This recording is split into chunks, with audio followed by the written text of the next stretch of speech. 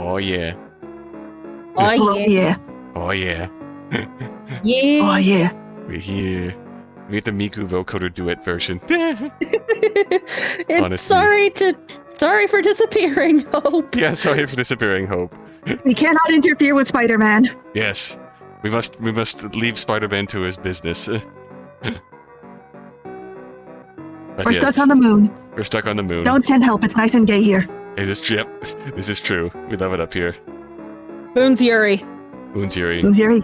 Bye, Gumshoe Goober. Bye, Gumshoe Goober. Moon's Yuri. This is The Moon Looks Beautiful Tonight by Cetacity. And the, I've been wanting to play this game for a while, so when you threw the enhanced version at me, I'm just like, yes! Oh, Yes. nice. We are so in.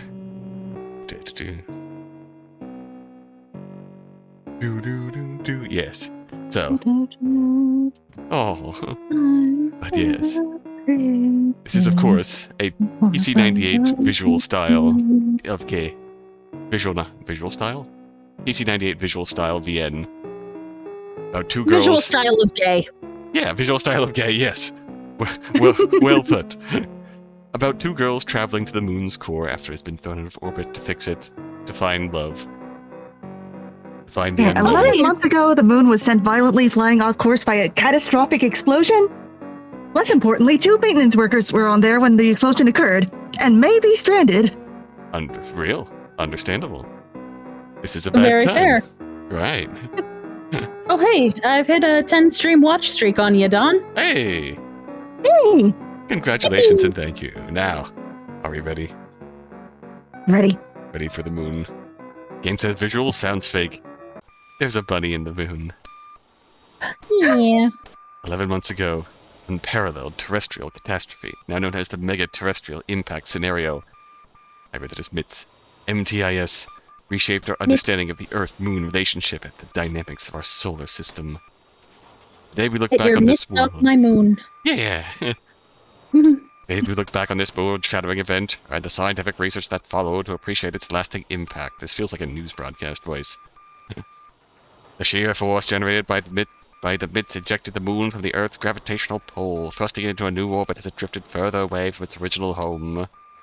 This shift Moon's led gone. to a significant alteration in the lunar gravity, causing a cascade of geological disruptions such as moonquakes, resulting in surface damage visible to the naked eye. Moon's gone. Moon's going home. Moon's gone. Gone. Moon's Just going left. home. It's just out of here. Hit the bricks. It said this place sucks. Hit the bricks. God, I wish that were me. Real. Yeah. The dream of being on the moon as it goes caterwauling into space. And Whee! old-timey radio voice. In the aftermath of the ejection, the moon began to interfere with the gravitational balance of other celestial bodies in its path, see? I Hello? have a question. Yes. The thermometers to the side. Yes. Why do we have 2 of them for Fahrenheit and Celsius instead of just having markings for Fahrenheit on one side and Celsius on the other? Because we have to reach quorum. Between America and the rest of the world. The lunar body posed the potential threat of being captured by another planet's gravity or cause an imbalance in the gravitational fields of nearby celestial bodies. The moon has left us for another planet. Deserved. The initial death toll was deceptively minimal due to the initial impact in the Pacific. However, the ensuing tsunamis and seismic events resulted in the death of an estimated 1.94 billion people, and the numbers steadily mount as the world struggles to reshape itself. Oof. Oh, geez. Lord. The equivalent of 231.75 trillion USD has been spent on rescue and relocation attempts alone. The impact Well, on the Earth's... that's at least a worthy use of the budget. Yeah, at least. The impact on the Earth's surface and the significant rerouting of the moon's trajectory sent shockwaves through the fragile equilibrium of our solar system. Perhaps the most devastating effect was the cessation of Dr. Rain's revolutionary research. Distant cousin of Dr. Light? As the Earth's own ability to sustain itself has dwindled, resources generated by the technology she integrated within the moon itself have been pivotal. What efforts haven't been spared to repair Earth itself have been spent developing mechanisms to pull the moon back into orbit. In light of This will have a terrible impact on the economy. This will have an effect on the trout population. This will have a negative impact on the GDP. In light of Dr. Rain's 89th birthday and recent passing, we reflect on her admirable belief that despite the catastrophic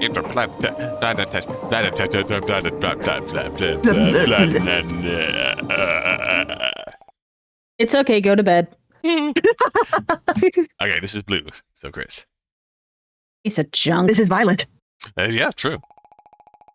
And you are Rose. Dr. Rain's 89th birthday. Music got real loud there. I can bump it down a slight hint.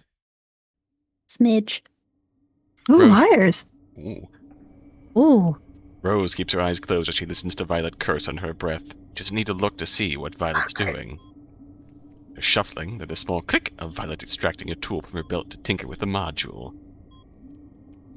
This makes the 4th time this month that it has malfunctioned, and the Violet refuses to accept what the both of them already know. Machine is far, far past its prime, and eventually they're going to have to let it give up the ghost. It's the module that no longer does things.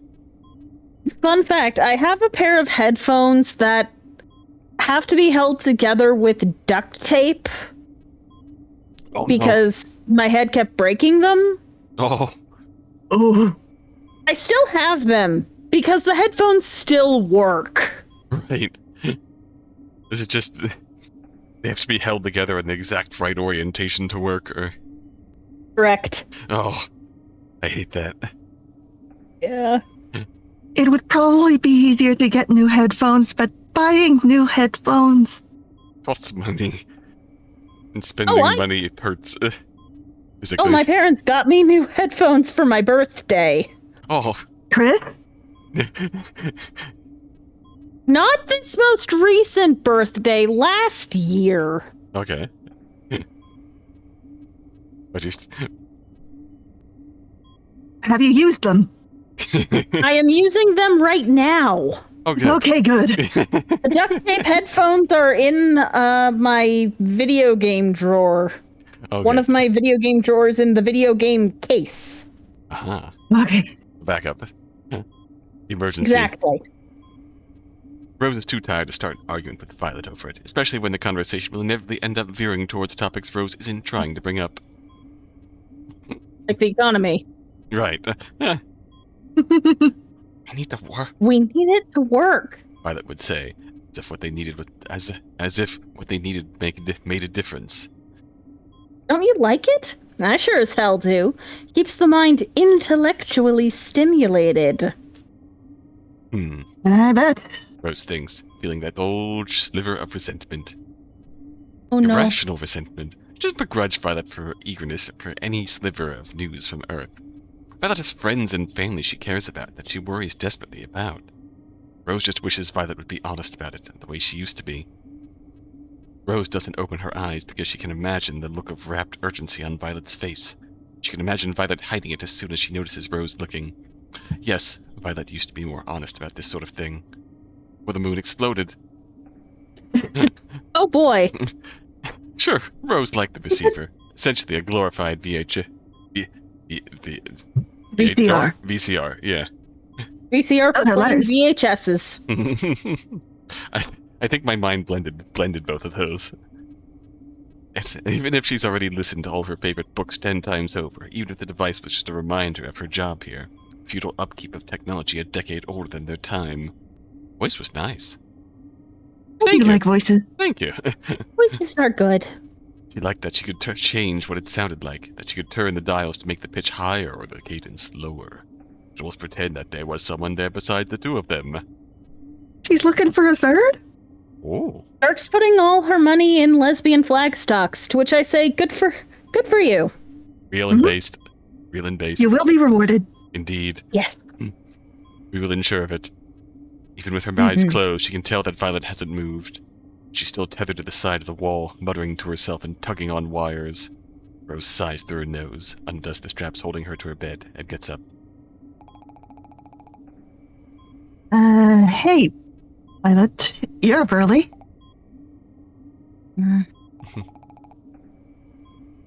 He didn't laugh. Sleep well?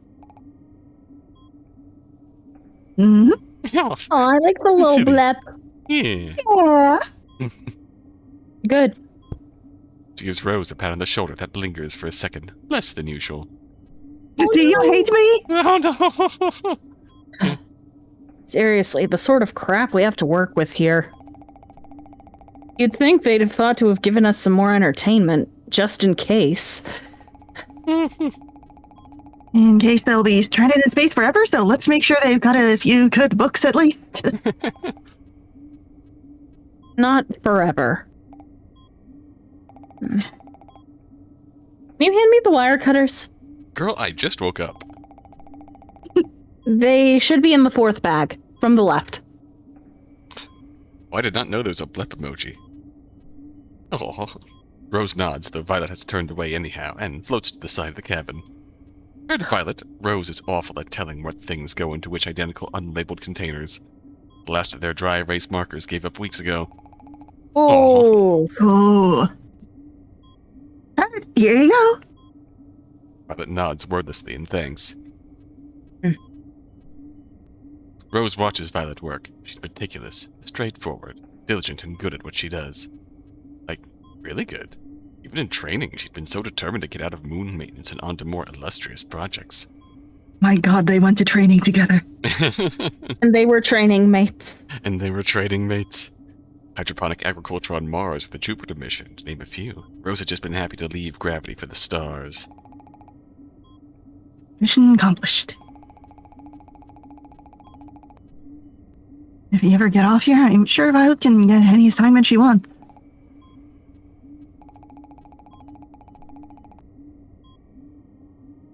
I washed her hair today. You can smell the shampoo from here. It's the same shampoo Rose uses, in theory, but it smells so different on Violet. Girl who is so compromised. Violet's hands strip insulation off wires with practiced ease.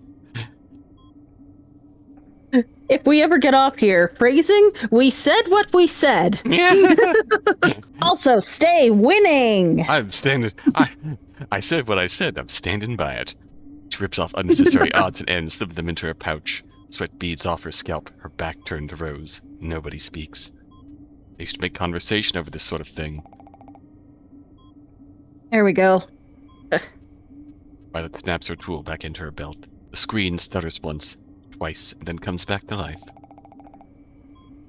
Transmission's still playing. Rose can hear the relief in her voice. She doesn't understand how Violet can still manage to get excited for these. The first few weeks after the MTIS, any communication from Earth was a lifeline. They both used to sleep in front of the receiver, Violet fretting over the alignment of the antenna. It took them a while to accept that the antenna weren't the problem. None of these transmissions are anything new, and Violet, deep down, probably knows this. They're all the same platitudes and echoing reassurances, all those empty words for one simple message. We still remember you. We're still here. We're still so far away. But whatever. Rose can honor Dr. Rain's memory and listen along. Starts preparing breakfast as the static breaks, taking out the little tasteless cube things from a labeled drawer in the wall. She's never been a fan, but it's food, and at least it doesn't taste like what it's been made of. Tastes like cube. Like You look alive. Oh no! Oh no? Little Not guy. to live alive. Yeah. That would make us live a evil. Yeah. We don't want to live a evil, we want to live a good. We want to live a gay. Yes. Hums a little harder as she shoves them into the oven, sets the temperature and time on, and starts rehydrating their food, shoving the cubes in the oven. This is far from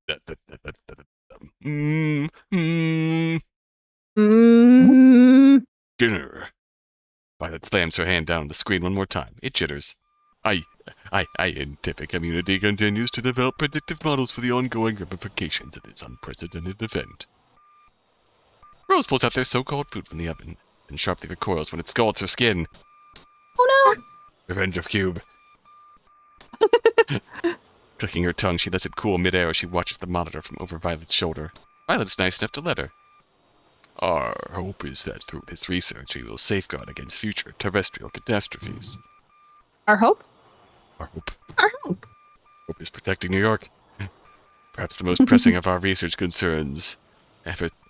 Research concerns efforts in further exploitation and space retrieval as to brave frontiersmen still remain on the moon to this day, collecting data, communicating with Earth, and maintaining Dr. Rain's technology so it may be used again someday soon. Frontiersmen, huh? I put forth Dr. Rain's heartfelt message from us on Earth to those in space. No matter how vast the distance between us, know that you are not alone out there. Good night, everyone. Transmission clicks off. Rose reads the final timestamp. The broadcast aired exactly 2 hours and 42 minutes ago. They first went up here, the transmissions took 10 minutes to reach them, taking longer and longer.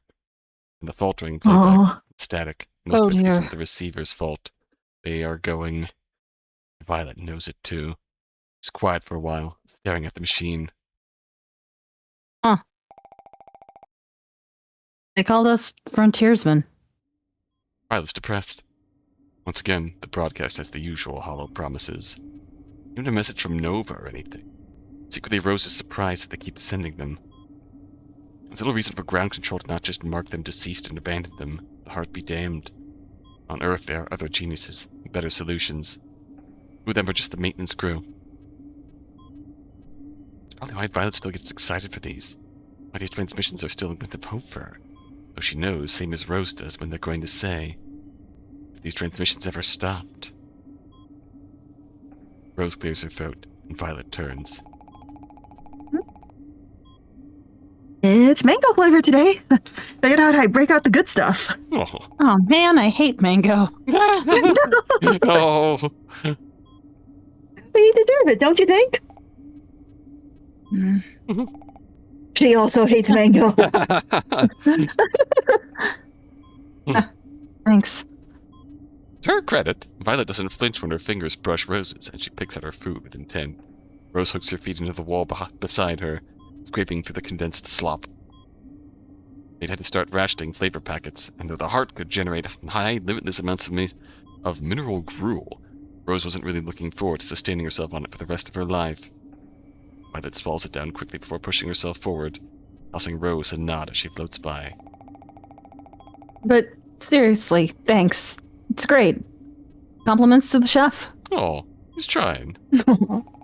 Aw. It's not like I... Yeah. Yeah, just take the compliment, damn it. Violet waves her hand dismissively. I'm throwing you a bone here. The motion says. Rose. Rose watches as Violet scrapes the residuals of her meal off into the recycling. Rose appreciates the gesture. Rose, it isn't enough. Oh. She wants love. She wants her heart to throb. Please. Rose likes working in the dark. Not that she enjoys being unable to see. In fact, it's remarkably unsafe up here. This is the one place she can escape from the fluorescent lights, the one place closest to home.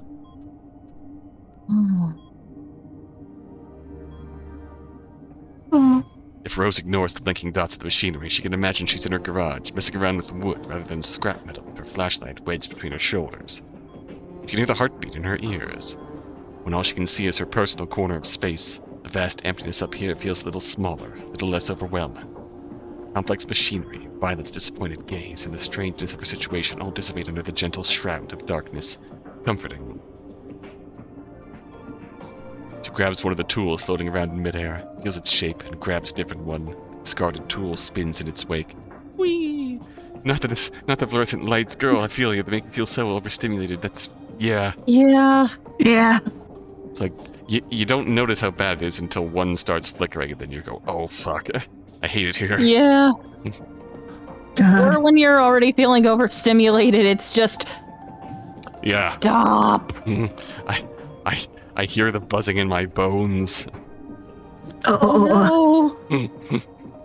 Rests the tip of her welding gun against the fragile, brightly colored metal, then pulls back sharply.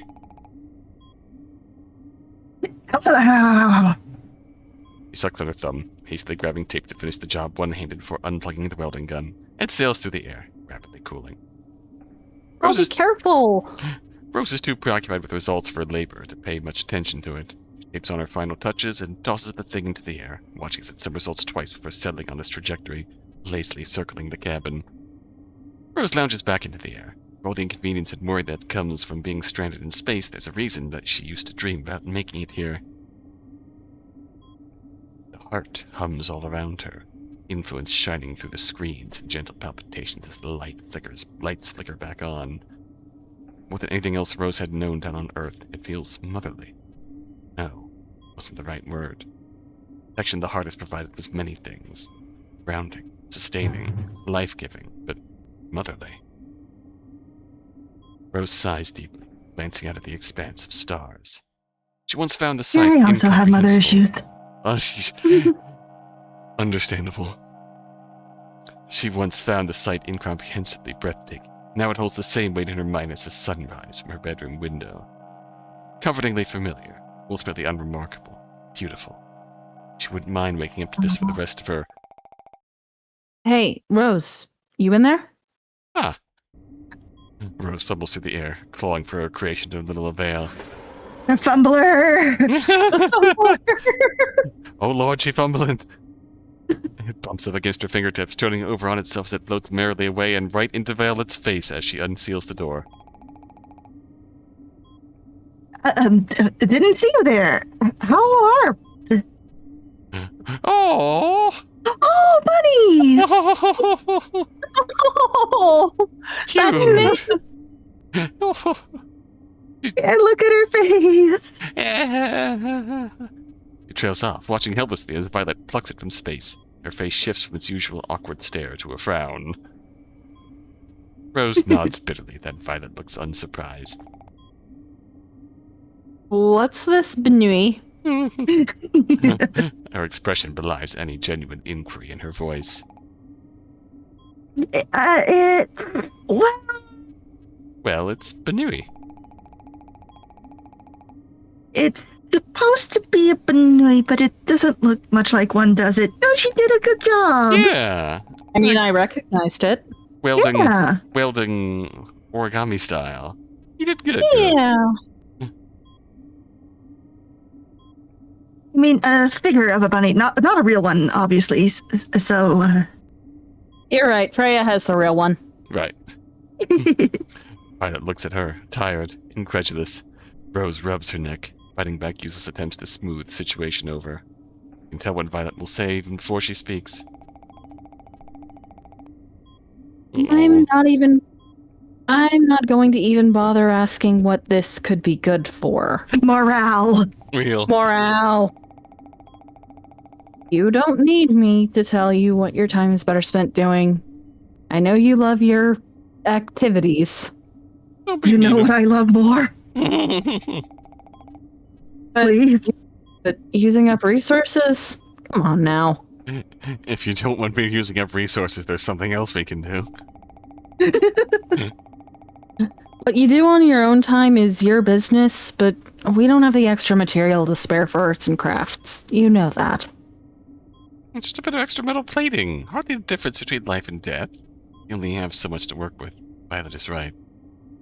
When hasn't she been? Rose's stomach churns, guilt crawling up her throat. Of course. Of course she's supposed to be more responsible. She's supposed to be prioritizing their mission. She's supposed to be prioritizing their survival.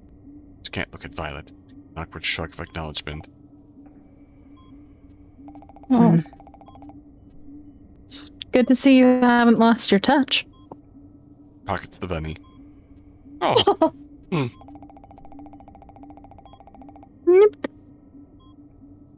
If you've nothing better to do, you can help me out with logging readings. We've still got a home to get back to. You know that, right? Rose does know that. Rose knows that because she's been trapped up here for almost a year or two, and she's just as aware as Violet that any day now the water recycling system could fail. The thing that turns their hair follicles into a food source could get a little too rusty, and that'd be the end of them. They're barely keeping themselves alive as is. They can't afford to spare energy and resources on bunnies or, well... You know. No, that's okay. Reading. I'll look over the latrine. The flushing mechanism's been making some weird sounds lately. The ever-present tension in Violet's shoulders seems to ease slightly. Rose can see how reluctant Violet is to offer her hand now. She knows Violet only does it out of obligation or pity, and she can't bear to take it. Okay. They stare at each other in silence for a moment. They might have filled... We hired this Violet to stare at you. A moment they might have filled once upon a time with goofy jokes, maybe a playful debate on the material importance of a few stray pieces of scrap metal. Now they're just a few feet away from each other, and it feels like the distance between a planet and its moon, a moon and its satellite. With that, Violet turns and floats away with cruel and easy grace, the way only Violet can. Doesn't look back. Man, I wish that were me. Heart beats. So cool. She's so cool. Always has. Okay. Pulses and hums. What's cooler than cool? Ice cold. As things have gotten frosty here. EK freeze. EK freeze! Okay, Nice. okay. Aw. The one whose heat travels in rhythms and their screens, black lights flicker in time. Okay. It's subtle enough that if you're not paying attention, it could seem random. Rose has been here 11 months and a day, down to the hour, and she's felt the patterns through closed eyelids, every day, every hour. It lulls her to sleep in the same way her fan did at night, back when she'd sleep in nothing but a bra in the summer. A low background thrum that she takes for granted when she hears it. Wakes her up when the power goes out and she doesn't. Doesn't register, at first. Thinks she's dreaming, caught in true and utter silence for the first time since she can remember. Oh? Uh-oh. Rose. Rose! The heart isn't... it's not... Oh no! Oh. Violet can't finish her thought. She's inches away from Rose's face when Rose opens her eyes, hands gripping her bed frame tight enough to snap it. All Rose can do is stare. The horror hits her before Violet's finished speaking. It's not beating. Rose doesn't believe her at first, fully because her own heart is throbbing so loud in her ears that all she can think of is, surely that can't be the case. Stopped. That's... Oh! And what hasn't been impossible this year? Switch, the silence becomes suffocating and oppressive. Pressures her from all sides, a deafening absence of the hum, pulse, and rhythm that's been their constant companion for so long. Fills the space where the heart used to be with a gaping yawn of apathy. Rose rips the covers off her body. The weightlessness of the cabin makes her blankets float lazily in the air as she pushes off her bed, sailing across the cabin toward one of the screens that typically displays diagnostics for the heart. Her face stares back at its reflection, a black void of its usual life. This can't be happening. This can't be. Her fingertips trace over the cold wires, chest fluttering in the same way it had when part of the moon broke off. Everything in the cabin is motionless. Of course they had prepared for countless emergencies and malfunctions, system errors and damage from potential space debris. They'd even prepared to be cut off from comms, to be unable to return to Earth altogether. Somehow this, the heart, was different. Couldn't break, not all at once. Diligent in their record-keeping. Nothing else to do. It had to have been something they missed, some foreshadowing, a hint or chance they could have caught. Time to prevent a complete and utter shutdown. Should have been able to. Rose? Rose, listen to me. Violet grips her shoulders. She's close enough that Rose can feel her breath on her skin. Rose? Violet keeps repeating her name. She sounds so far away. Rose? Rose, we can fix this. It's going to be okay. Calm down. Rose takes a shaky breath, attempting to steady her racing thoughts. She reaches up to grip Violet's hand. By some miracle, Violet lets her. Her expression doesn't even change. Oh, you're right. The internal monologue sounds like one you'd have in Zero Escape for hitting a story lock. Oh, Oh no. 6 billion people. Oh good, her heart rate's back down to normal at least. Yay. Expression doesn't even change. Listen. We're a maintenance team. We might not have been trained for this specific sort of emergency, but we've trained for tens of dozens of near variations on it. We need to gather our gear, diagnose the problem, and execute the solution. Okay, team, let's cook. We break it down into a series of tasks, it'll be easier. And more importantly, plausible. Oh, mood. Violet leans back. The lights of her visor shine off her skin unnaturally. We're surviving this.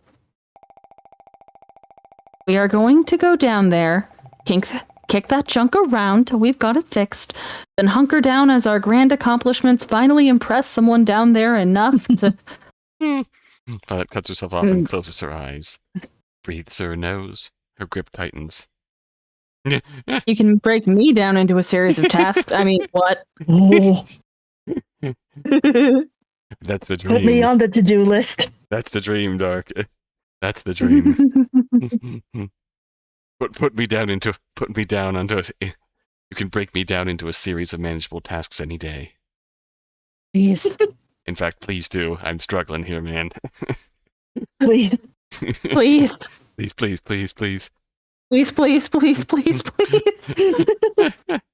Rose has never been more scared in her life. She never wants this moment to end. You good now? You got this? Rose nods, slowly first, and then with more vigor. Violet nods back. She removes her hand from Rose's shoulder. Rose packs up while Violet records the transmission down to Earth. There's no time to waste. Moon Maintenance Team AB to ground, reporting in. We are getting no readings from the heart, and we are unable to run remote diagnostics. Repeat, the heart is currently non-functional. Seeking permission to enter the core. Over. Sent it as a formality, but Violet knows that they don't have the luxury to wait for a response.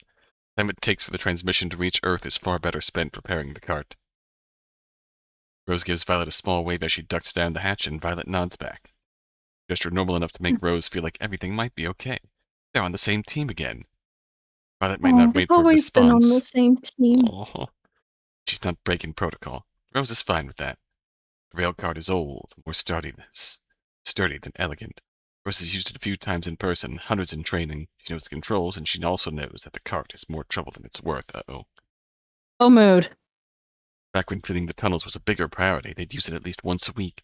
Each time they had to go through the laborious process of securing their suits and recording their vitals.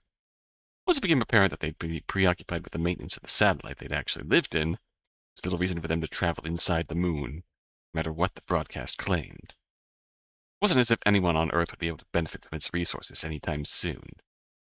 The boot process is a ritualistic experience, exercise in precision and patience. It begins with unlocking the power switch, a small red button concealed under a protective cap. Oh, to unlock a protective cap and hit a small red button. Rose presses it, What blitz? then jams it when the button doesn't immediately illuminate. It eases into life, its dull red glow a quiet reassurance. The cart's a remnant of a bygone era of routine maintenance and thorough exploration, like when the moon was something to be discovered rather than optimized. The cart's body, marked by years of lunar dust and scratches from its travels, is a testament to its age. It's squat and cylindrical. It's the size of a car, designed to handle every sort of unique pressure the moon could throw at it. It's like the Dahir InShot vein cleaner. Oh no. Oh boy. Rose hates the inside. It's Spartan, utilitarian, built for practicality and survival over comfort. One of the cart houses a control panel with a variety of switches, buttons, and knobs, all labeled with faded text and symbols that she'd once known by heart and now just kinda sorta knows. Mood. Mood. Violet, what comes after? Navigation systems. Need me to get it set up for you? No, it's fine. I got it. Blip. Okay. I skipped communications, by the way. Save us the power. Right. Not much use when there's no one to talk to. Rose bites her lip, pulls at the levers, and presses buttons, glancing into the instructions engraved on this side of the cart whenever she forgets if she's supposed to turn a knob right or left. There are 2 seats, one for the driver, one for the passenger, both worn beyond comfort. There are tethers in the back for storing cargo and sleeping. Holographic display flickers to life as Rose finishes up, the cart's vitals charted through backlit LEDs. Power levels, system integrity, life support status. She scans each metric before reaching the heavy metal dial at the front of the panel. Her thunk. The rail cart lurches, magnetic clamps securing it to the track. The smooth hum of the electric drive fills the cabin, vibration almost comforting in the absence of the heart.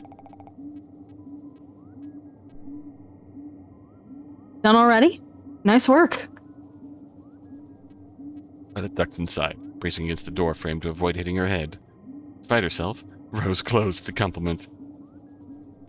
Violet doesn't waste a second getting to work, giving Rose's handiwork a once-over, nodding to herself. She still trusts Rose, which must be why she doesn't triple-check before letting the rail cart lurch forward. This part here is why scientific journals had changed their descriptors from impressive to science fiction. The satellite they reside in is connected to the moon by a long, sneaking tube filled with GRY 910 and titanium alloys. Its purpose is threefold, keeping them from floating out into the nothingness of space where the moon's gravity, whose gravitational field proves not strong enough, providing a conduit for their heart's power and letting the rail cart traverse between the two locations. Sort of tethers. The tube is modular.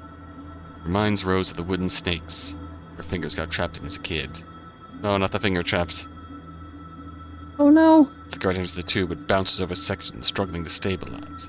Rose holds her breath despite herself, even after months of disuse. The rail cart and the tube both endure. The tube is completely opaque. There are gaps of foot-thick plastic that allow occupants to view their journey. Violet's more comfortable soothing the cart forward rather than paying attention to her, so Rose doesn't feel guilty for staring outside. The stars are nothing Rose hasn't seen before. Violet doesn't even bother glancing up, preoccupied with running checks and ensuring the tunnel won't snap midair. In more recent months, Rose has had a hard time adjusting to the lack of Earth on the metaphorical horizon. It took only 2 months before their world to sink from view. 2 more before she started struggling to pinpoint it with a telescope. Oh, how far they've drifted. Oh. Now, the constant readjustments needed to find it hardly seem worth the effort. Stars are more interesting anyhow. Rose looks back as the tube curves, giving her a proper view of the satellite. The place she has called home for months shrinks before her eyes, small enough to fit in her palm. Presses her hand against the sky. The outside vanishes with a shuddering noise in an instant. Stars replaced with man-made panels and moon dust at the tube ends, and the tunnel begins. The only noise in their cabin is the hum of the cart and the small dings of the control panel. Violet's quiet breathing. Like 6 or so hours of the journey are uneventful enough that Violet decides they can sleep. The alarm system is functional enough that we shouldn't have to worry about missing the engine rupturing or something.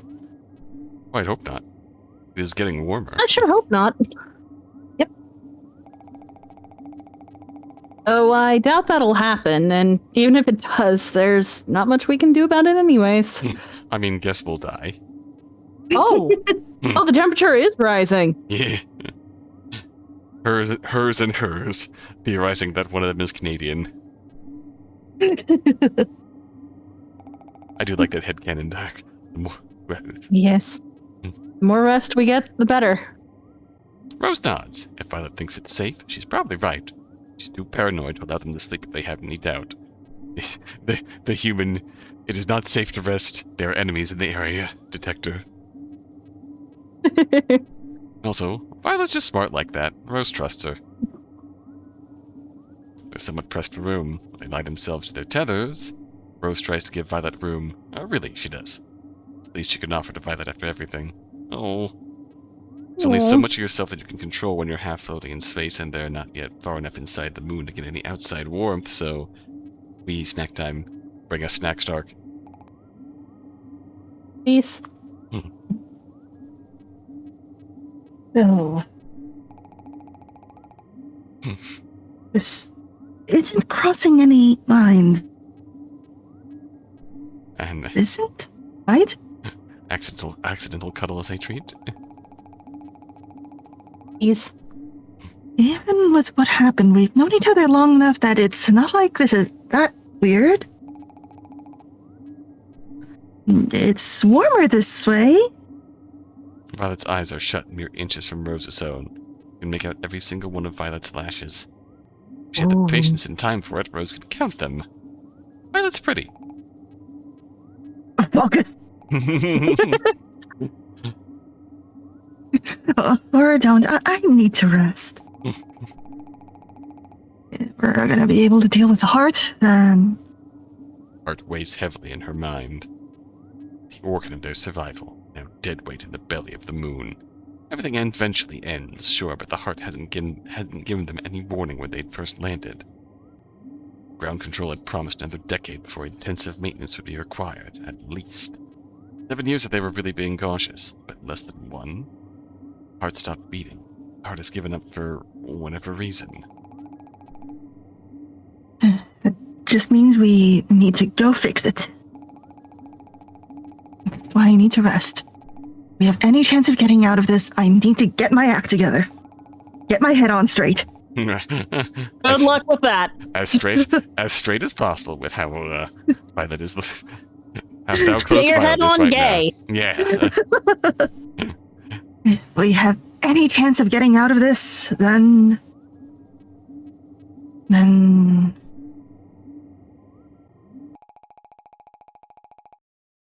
there's a very real chance we might not survive this. Oh no, the existential dread's sinking in. Heart rate spiking. This is the exact opposite of getting to sleep. The thought pierces her like a bullet. Only other time she's felt this panicked, and truly, really panicked.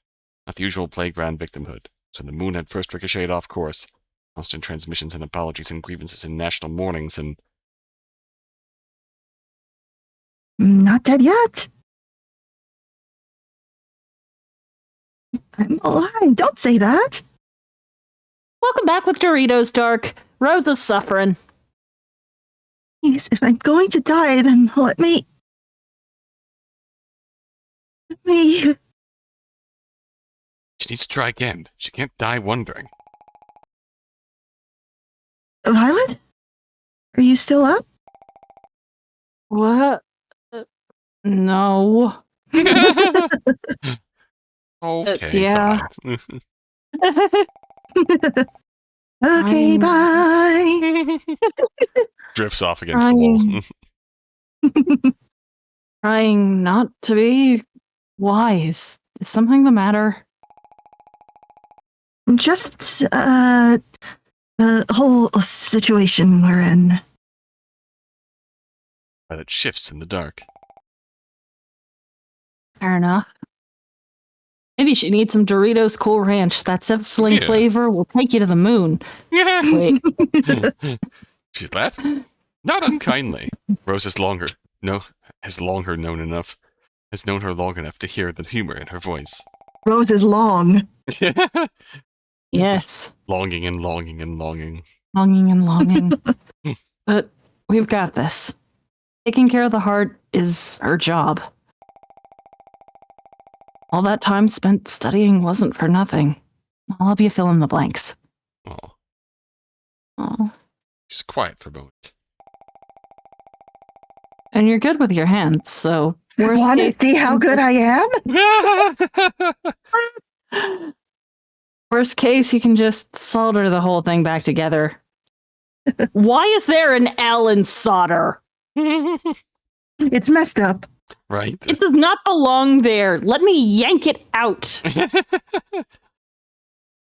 So, someone messed up and accidentally soldered the word, and now there's an L in there. Now there's an L in it. She's shrugging under the tethers. Big L. Shrugging under the tethers, grinning. The light in her eyes is genuine. Violet isn't one for flattery. She wouldn't say it if she didn't mean it, and this makes Rose feel all the more guilty. She takes a breath.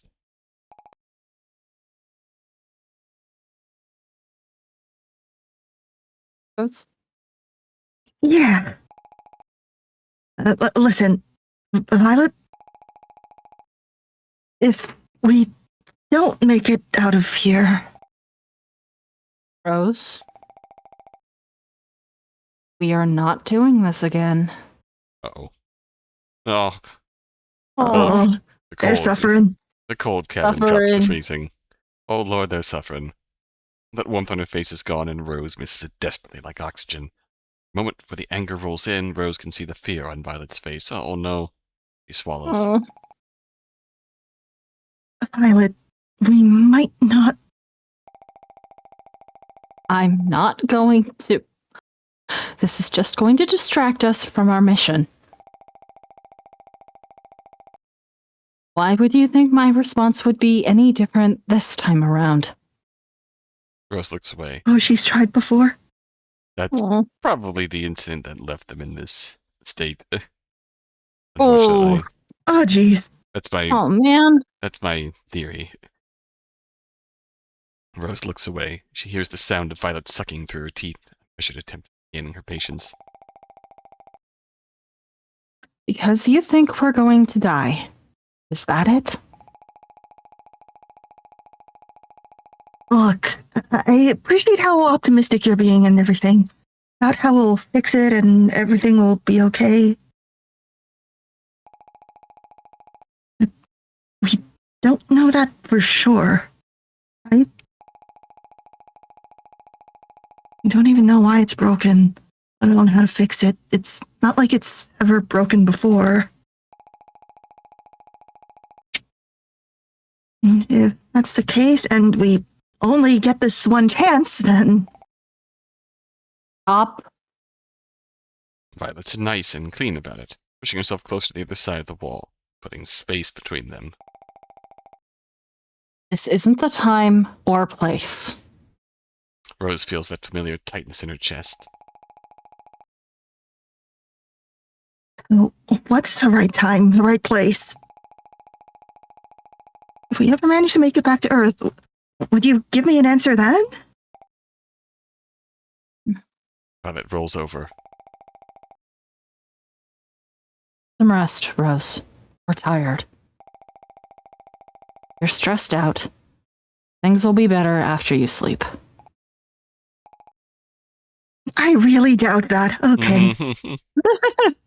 Okay. Yay. They fall asleep Okay. facing away from each other. Oh, Okay. Oh. Oh. Oh. Her ceiling fan whirs dully over Rose's head. It's summer, or technically spring, but it certainly feels like summer with the heat and neighbors' radio buzzing through the walls. Why is it so hot? Why is it so hot right God, now? it's so I hot. hate it here. Too Like- hot. It's too hot. Too Too hot. hot. Hot Too damn. hot. Too hot. Too hot. Too hot. Too Too hot. hot. Too hot to handle. Super Hot. Hot. Super. Super Hot. hot. The only difference is that if it were actually summer, the overflowing stack of papers on her desk would be star charts and ship launch date instead of unfinished essays. Ugh. There's 2 more weeks. Just, You can do it. You can Just get 2 to more through the weeks. end of the semester. don't she'll have passed the exam or take it out of this sweat hole. Just 2 more weeks and no more eternal Wednesdays. Just 2 more weeks. Just 2 more weeks, it'll be smooth sailing for the rest of her life away from girls like Penny, who whisper whenever Rose passes in the halls. Because girls like Penny know about Rose. Oh. Oh, Hmm. just 2 more weeks. Destroy her. Heat beats down through her Want me to kill her?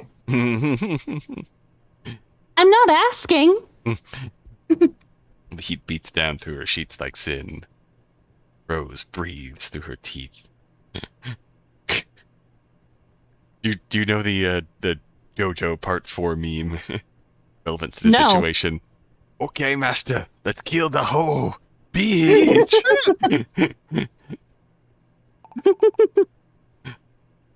Ooh? Uh, Her neighbor's radio sings louder. She pulls herself up and glances at the time. 3:42 in the morning. what? Jeez. Grounds enough to file a complaint, right? Destroy Yes. them too. swings her feet over the side of the bed. Sweaty skin slaps the floor.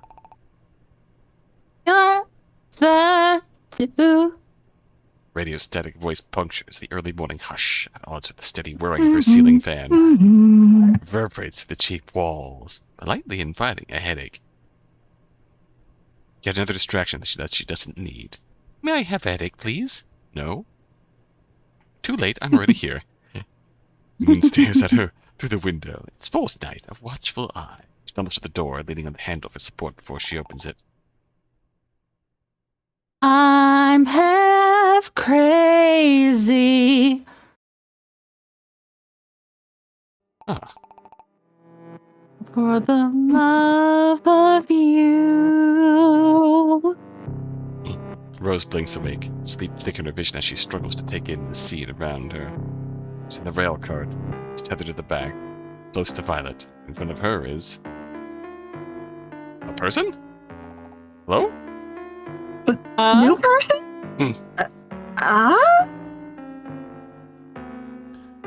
No, this couldn't possibly be a person. Their attire is laughably inappropriate for space. Their bare feet dangling in the air. Rose has trouble telling where their clothes end and their skin begins. It's the moon. And their heart is gone. Real. Yeah. If they even have Moon skin. is beautiful, yep. Yeah. Yep. They're lab-clean white in a dress that billows around them. Fabric, if it was that, skims across the surface of the air, akin to a swan dancing over a pond. Rose had thought they were seated, but no, they're stationary, anchored to nothing. The ends of their body fade into their surroundings, Rose realizes. Translucent fingernails thread through their hair. Their forearm serves to frame the gaping hole that sat squarely in the center of their chest. The other side of the cabin stares back at Rose. They lead to fight understanding. If someone told Rose this was an alien, she'd believe them. If someone told Rose this was an angel, she'd believe them too. Can't afford a carriage, but you'll look sweet upon the seat. They're pretty. True. Of a bicycle built for just me. What are you supposed to be? Oh shit, they're real? Yeah. What? You assumed they were a hallucination? I thought she was still dreaming, maybe. Fair. Rose snaps out of her trance in time to see Violet swing at the figure. Oh no. Fix first? No talk, just thrown hands. In zero gravity, there's no momentum, no friction to hold. You against the ground, the figure sidesteps easily with the dancer's twist. That was quite rude. But reasonable, I suppose. No, if anything, it is the correct response to encountering an unknown figure in personal quarters. Oh, the moon's really kind. Oh. But no matter. All that means is I must take the time to introduce myself. Moon Banui, real. Clearly the Benelbanui summoned them. I am the Daisy. first and only model of the experimental DAISY line, the distributed artificial intelligence for scientific yield. Clearly the Metal Banui summoned them, yes. Though, as my creator confided in me, the full version of my name is only so convoluted as to justify the acronym. Oh, cute. I am at your aid. Their words hang from a tepid moment, the air filled only with the steady hum of the cart's progress and the occasional thump as it coasts over a piece of debris. Rose blinks at them, mind reeling, glancing over at Violet. Rose has never seen her look this shocked, her fingers twitching uselessly in the air. Finally, Rose breaks the silence. It's an AI? Kill it. Daisy smiles. Punch again. Violet's smile warms Rose like a cup of tea. Daisy's smile warms her like a boiling kettle. In the simplest terms, yes. A correction. I am not an it. My creator classified me as an interface. I see. Okay. All right. So what's with the nursery rhymes? I have been programmed to speak only in rhyme. Violet is kicked back into action, her hands at the controls panel typing with renewed ferocity. The only time she takes her eyes off Daisy's to throw unreadable glances at Rose. Answer this first, actually. How the hell did you get in here? I trust you have a good explanation. I do have a good explanation, end query. Daisy just tilts May their we head. hear it? The song I was singing was a tune I selected to accompany your slumber and introduce yourself.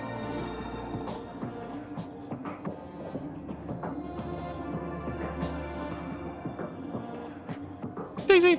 We did, but that's not the point. Yeah. Aw. Rose can see Violet's eye twitch through the visor. Her mouth opens, but Daisy continues first.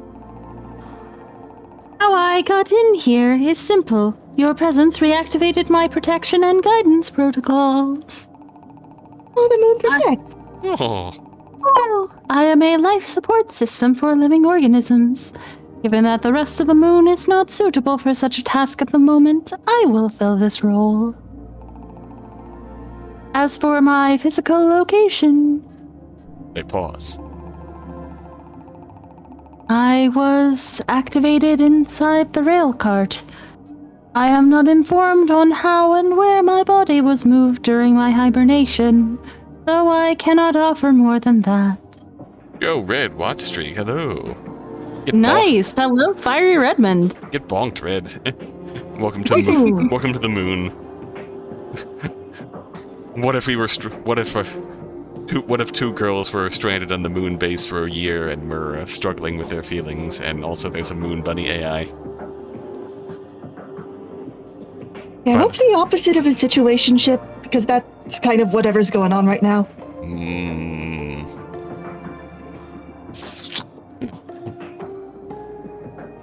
Situation sunk.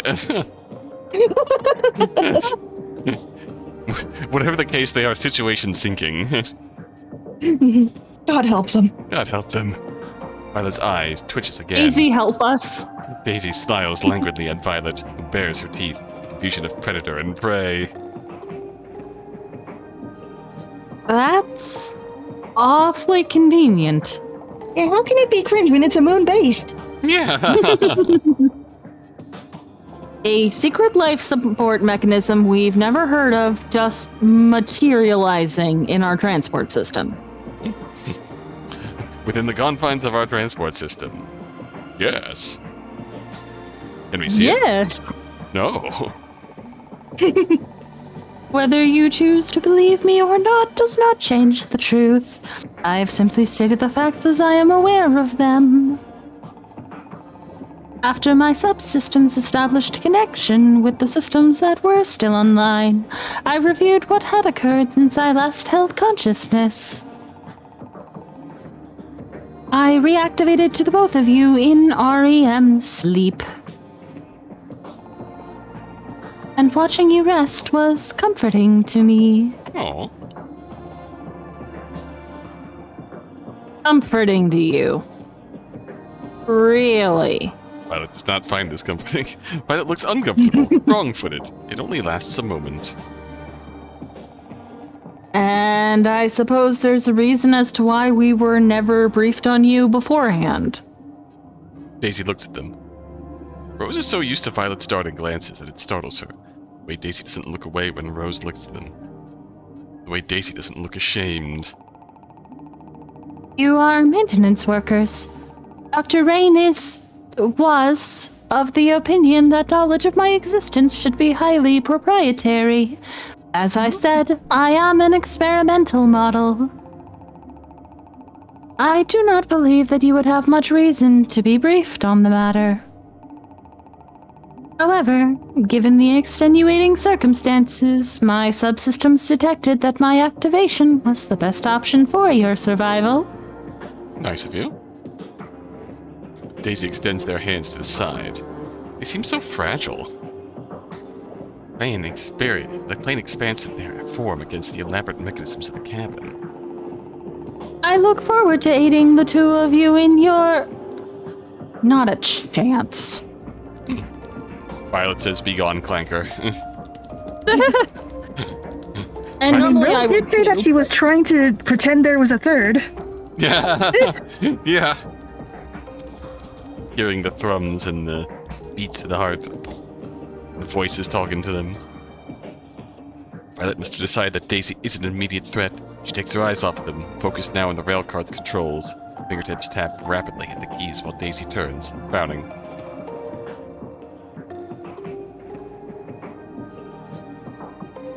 Rose.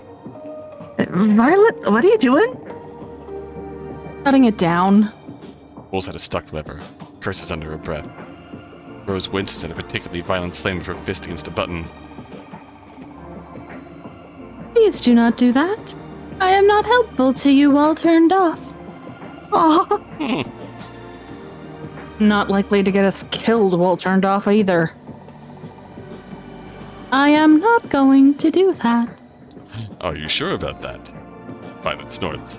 Her fingers move faster. Rose reaches to touch her shoulder, hesitates, pulls back her hand. What you are doing now is not productive if your goal is to shut me off. Okay, Daisy, how do I shut you off? Yeah. Great. Keep that feedback coming. Violet's tone is desperate to be sharp, like a well-used knife. She scans the interface she already knows so well, as if looking for some convenient off button she might have missed. But as Rose watches, Violet doesn't seem to find anything.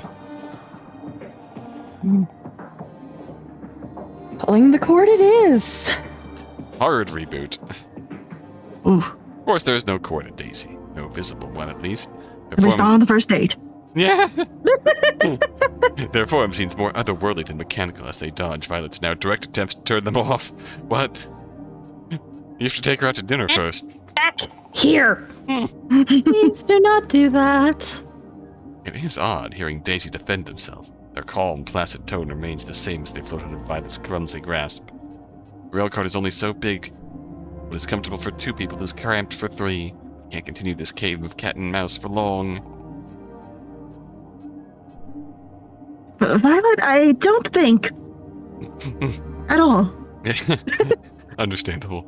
Rose does reach for Violet's shoulder this time. Violet flinches. Violet used to be comfortable with his grounding, familiar touches, an easy shorthand for "I'm here, I'm right behind you." I'm sorry, Violet. Oh, Rose gave up that privilege a while ago. She knows that. It still hurts. The way Violet immediately goes to the defensive, jerking her head around to look at Rose.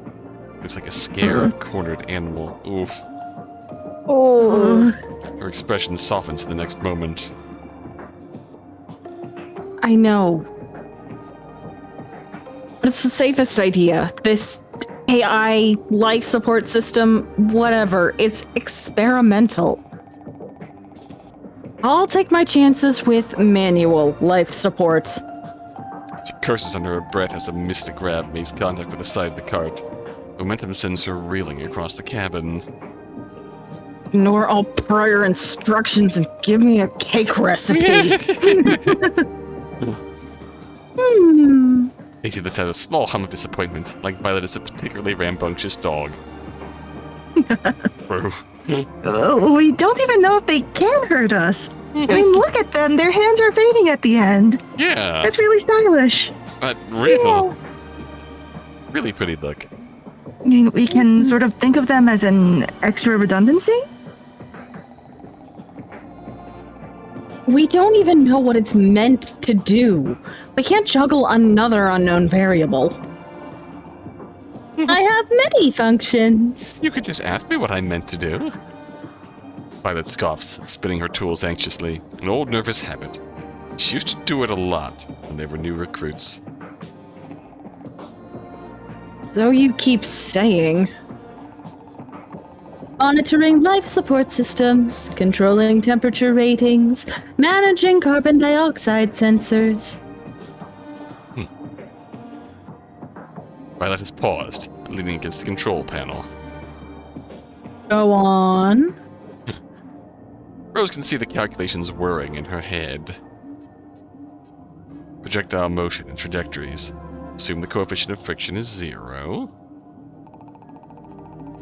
controlling oxygen valves, diagnosing errors in navigation state machines, diagnosing and developing repair plans for the heart, creating personalized meal plans. Hey, wait, what was that last one? Oh. Personalized meal plans. Thank God No. we've been eating nothing but cubes. You mean there's more options than cube? Violet straightens There's obediently. even Asa beer. pauses. Ooh. Oh, I also run at 50 hertz. I am informed that that is impressive. Violet blinks. It is impressive. and the heart? The heart does not run at 50 hertz. It is much Fair. too large a system to consume that fast of a reaction speed. Understandable. Pressure would break it. Yeah, we know.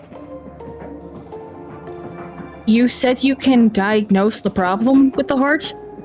Why didn't you lead with that? I have been offering my assistance. Was I not clear enough in my wording? No. Violet Draytons? No. No. Oh. In that case, could you tell us what's wrong with the heart right now? It is broken. Yeah.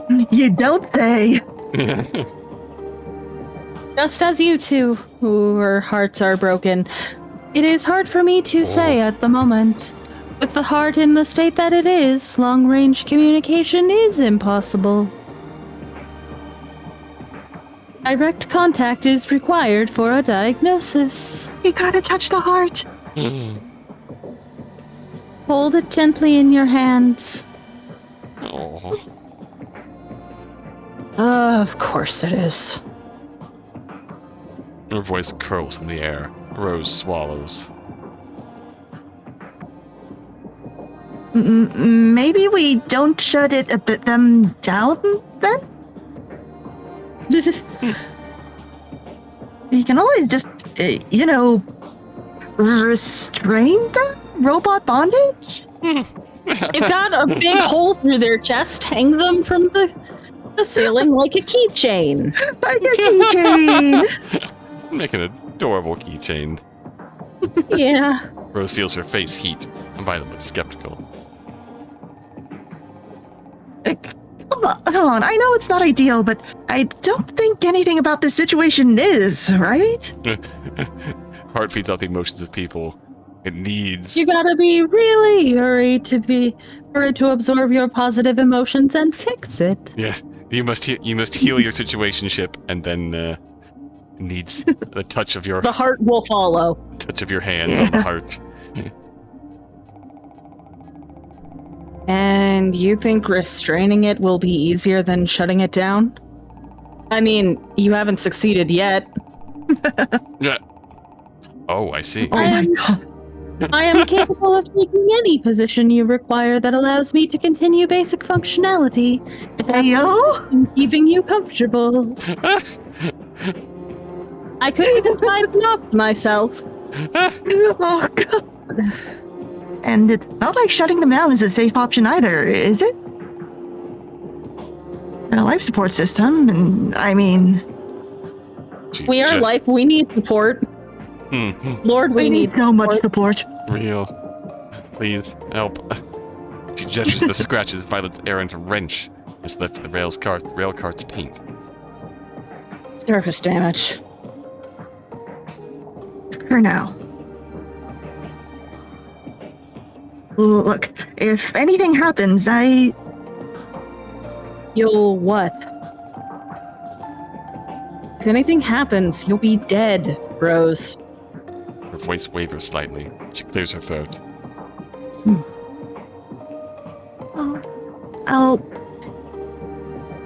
We'll handle it. We always have, right? Violet scoffs, but she's listening. Her gloved hand comes to rub thoughtfully at her chin. She weighs the situation for all of 20 seconds before she glares at Daisy. You're going to help us. Yes, that is my stated purpose. They don't even seem to say it to annoy her, which Rose knows will only piss off Violet more. They really are not doing phrasing at all here. Nope. You answer our questions, all of them. I aim to inform. The first sign of trouble, and you're out. If that will make you feel safe. Violet scowls, a wordless concession. She gestures with a wrench she's unhooked from her belt, and Daisy smiles, their boiling kettle smile. Daisy patiently instructs Violet and Rose on the best way to restrain them, with gloves in their hands to see their fading fingers, tie them to the neck so their mouth cannot reach anything. Ayo? Huh? Querying bondage database. By the time they have finished, Daisy is tied firmly to the passenger seat, their once free-flowing form now bound by layers of wire and tether. Somehow the sight of it makes Rose sad. That Daisy could have simply given them faulty instructions is not lost on Rose. Violet, ever the pragmatist, must realize that this as well, but she doesn't say anything.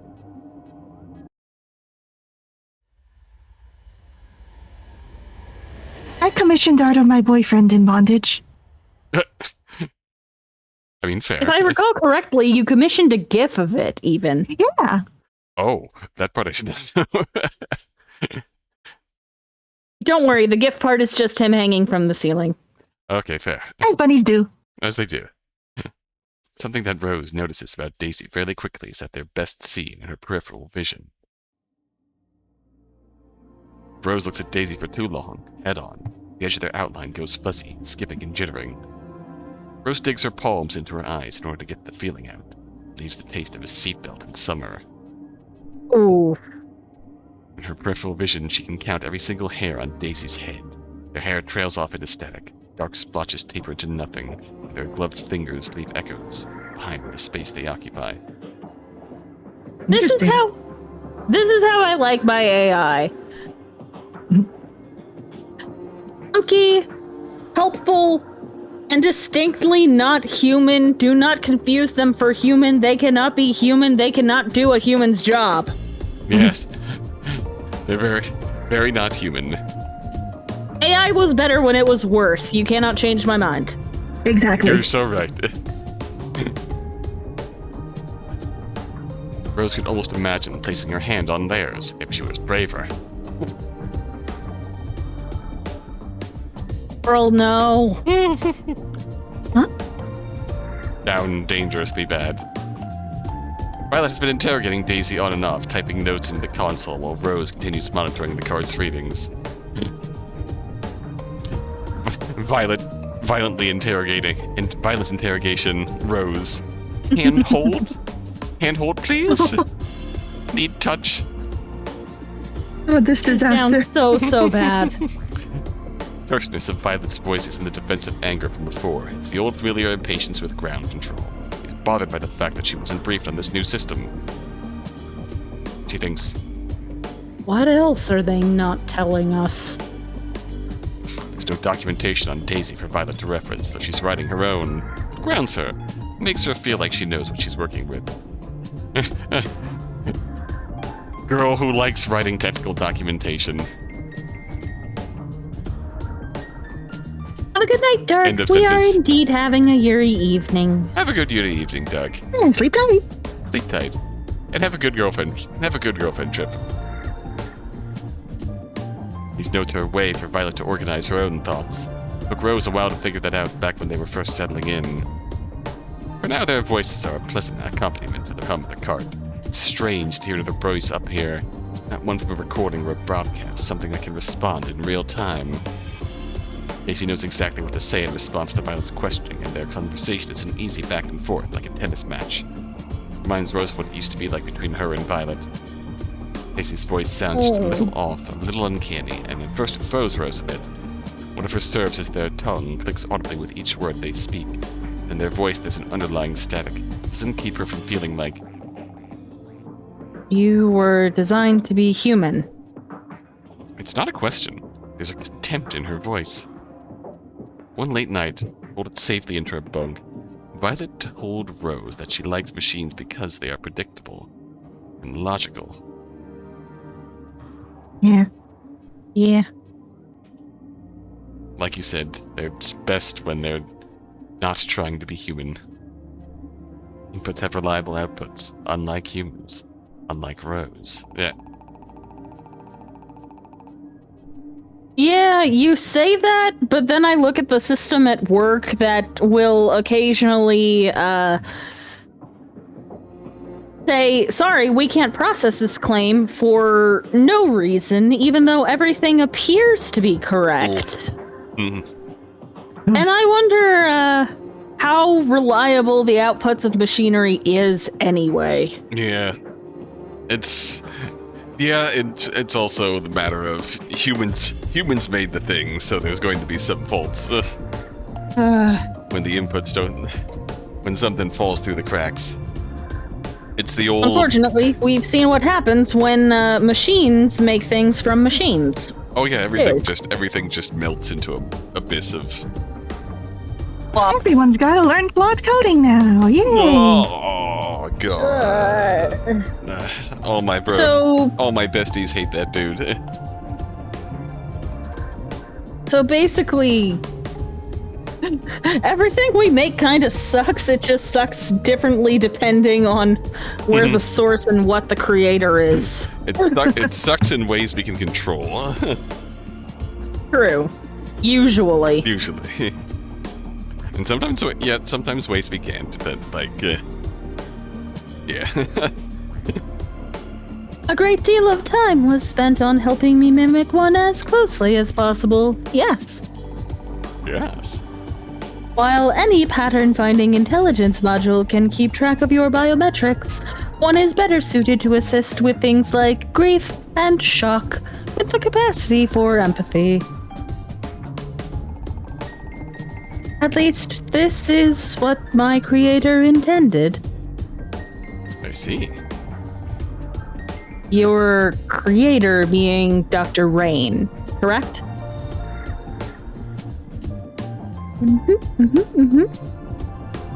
Daisy nods with uncharacteristic enthusiasm, an abrupt departure from their usual grace. Cute. Oh. I love Mom. Her opinion was not shared by her peers. I am only an experimental model. Right. Violet's that's the hint of a smile. Oh, yeah. Violet's voice for a moment turns gentler. The hard edges of her skepticism soften. She respects Dr. Rain deeply. The conversation continues on like this for a while. It's a strange reversal of roles.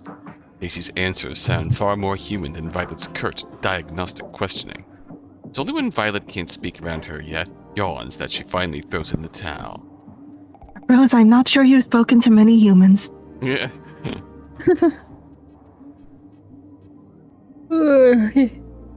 Wake me up in an hour. Alright? I just need a bit of a pick-me-up, and you can rest. Rose nods, tempted to let her sleep for at least 2, but knowing the fight after wouldn't be worth it. Not one to waste time, Violet is out within a minute after she secures herself to a tether. The area ahead had started to deteriorate, bits of lunar debris floating through the space in front of them.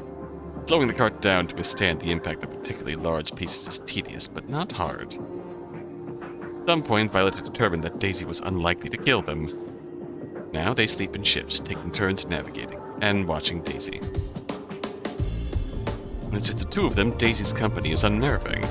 Rose is aware of their gaze on her, even more aware of the fact that they see her own furtive glances. No, their gaze. The gift. Their gaze, fellas. Not the furtive glances. They seem content just to watch her work, only interjecting with the occasional question.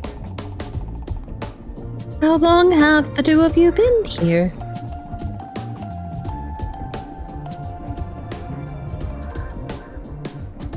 Just over 11 months, give or take. Didn't Violet already tell you? Yes. I'm just doing what protocol defines as making conversation. Did you think she was lying? No. Did you want to see if I would lie?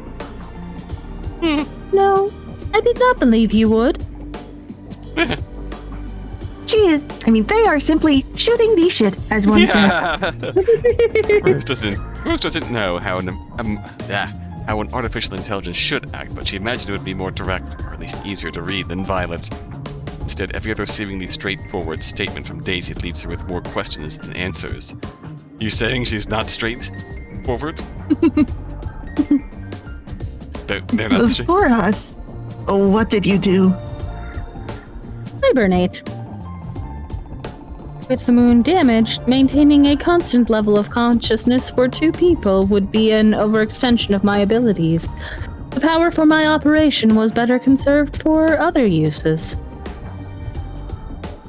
Before that? I saved lives. Oh. They say this so casually that Rose has to bite back a laugh. Did I say something strange? No, it's just nothing. I did save lives. Protection was my primary function. Dr. Rain did not want anyone exploring the moon to die. It was unexplored territory. No one knew what to expect. Now, if we just get into the spacesuit selves... Oh, yes. I can create pockets of pressure and air to ensure that even if someone is exposed to the moon's atmosphere, they will not die.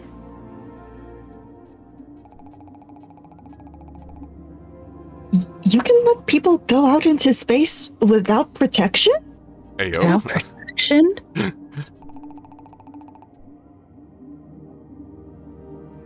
And not very often. It's a level of science fiction that Rose finds hard to respond to. She opts for an awkward nod instead, returning to her work. What are you holding?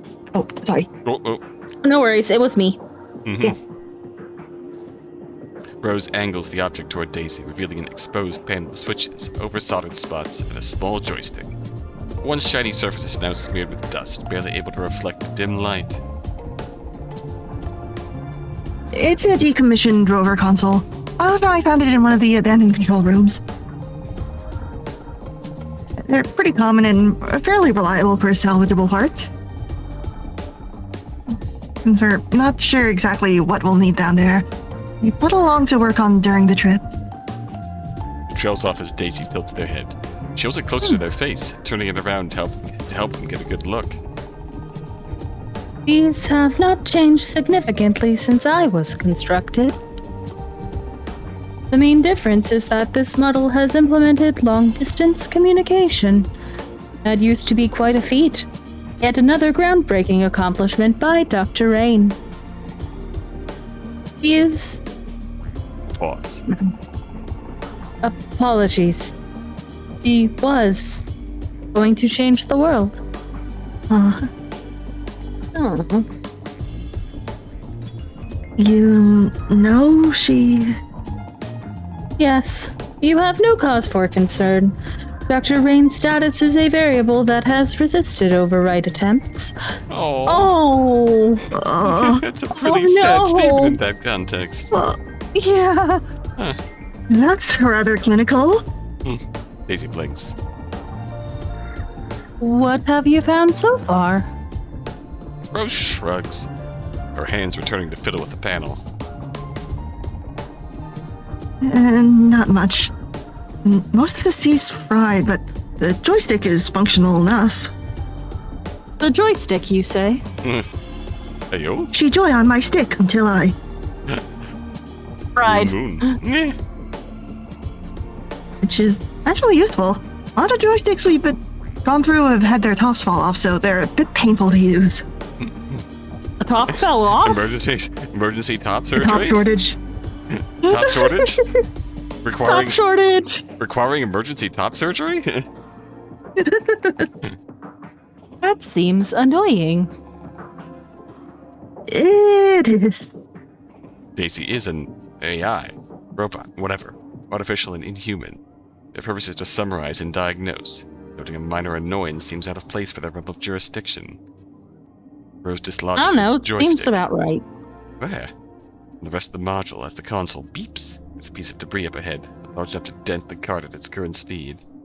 Fingers thumb along the thinly engraved markings of the dashboard, pausing to turn the dial that dictates the rail's magnetic strength. Ridges on the side warm her fingers through her glove. Something gnawing at the back of her head. It's like when you just notice that you have something stuck between your teeth but you can't get it out. I hate that. Like when you're trying to remember the tune of a catchy song.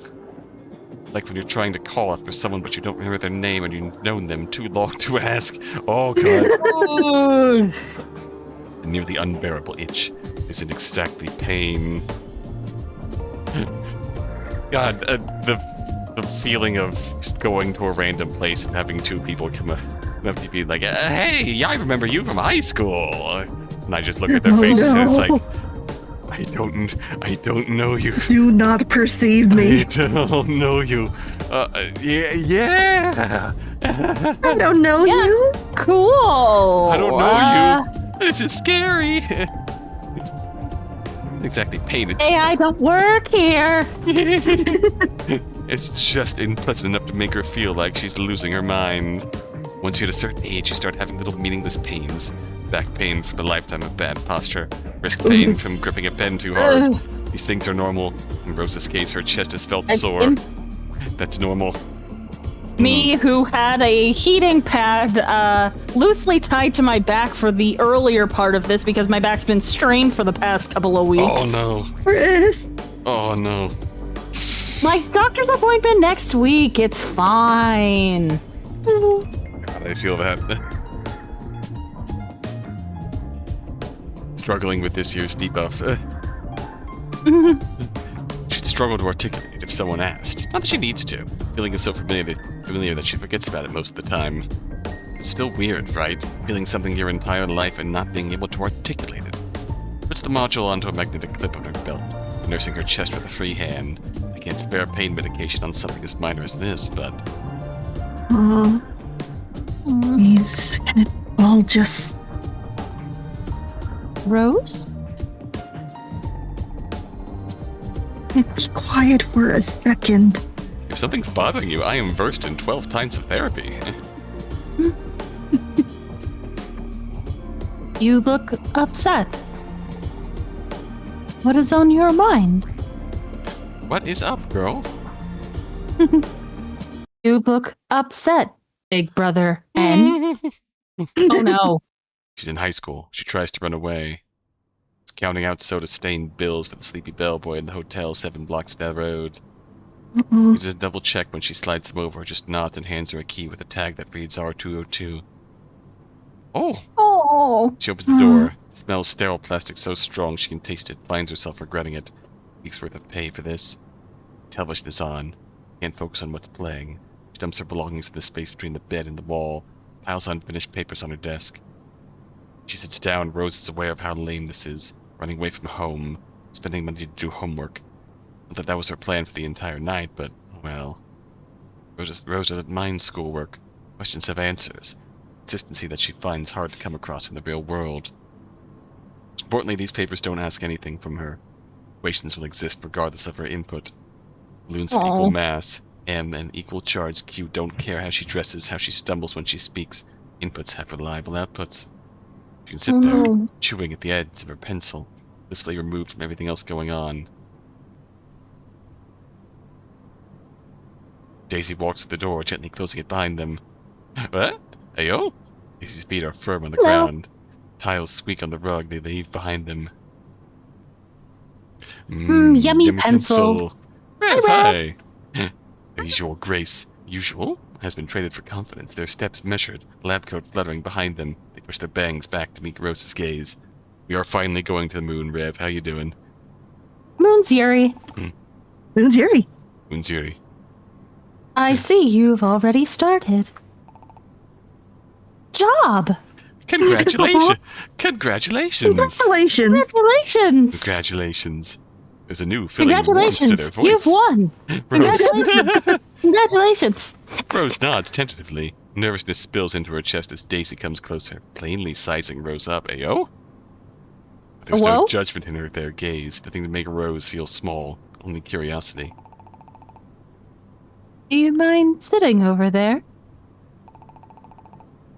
Nice. This will only take a moment. Eyes down for Moon Julie, just playing some more Caligula Effect 2. Oh, yo. Yes! Oh, yo. you have come to the right place, full of Caligula Effect 2 enjoyers, Rev. Tell us more, tell us more. Tell me more, did you get very Yeah, do something too! Oh. They motion at the bed. Their hair falls in front of their face, a veil that only makes them seem more magical, more out of place in this cheap hotel room.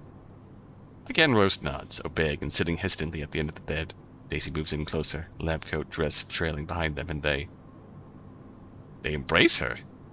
Oh, Rose has needed this. Yeah. The motion is sudden, all pretense lost as Daisy's hands find her waist. Rose's heart sticks deep in her chest as Daisy's hands explore every corner of her skin. Daisy is careful not to overstay their welcome, not to touch the most sensitive of parts. Yes.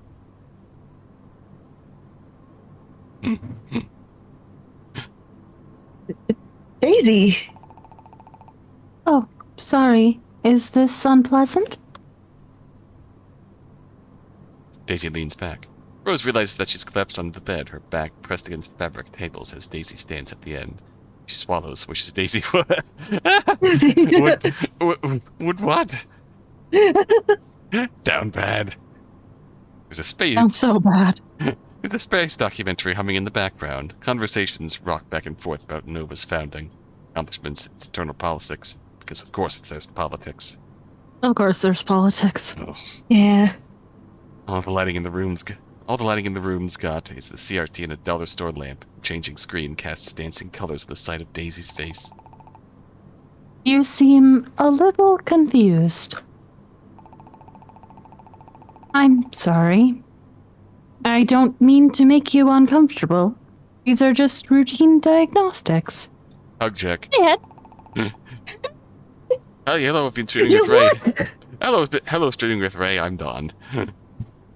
We're in the moon. Moon's Yuri.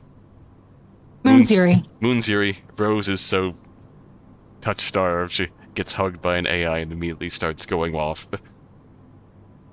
It's okay. Let me help you. They reach toward her. Through her. Into her. Friend inside me! A friend inside Hello? me. You've This got is a a really friend good dramatic in game. me. I apologize for being like this. I can't help it. I We mean, just get I'm like also this. like this. I've been... And when we come together, we just end up like this. Yeah. Rose doesn't need to think. Doesn't need to think about the body.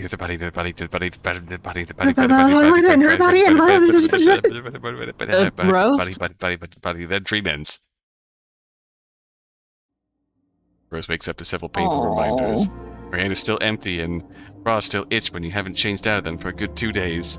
Rose! Ayo! It's a me. It's us. Violet's hands are on the console. She glances away from Rose when she sees that Rose is fully awake. Daisy keeps their eyes on her, straining against the blindings around their neck. Rose realizes that someone's attached her to the tethers in the back at some point. Tries to push the dream out of her mind. Also, yay, it's me and a bunch of cuties. You are among the cuties. Yeah. Explode. One is a sitting cutie like the Mumas. Where? Like them Pokemans. Yeah. Yeah. And it's a bunny AI on the moon.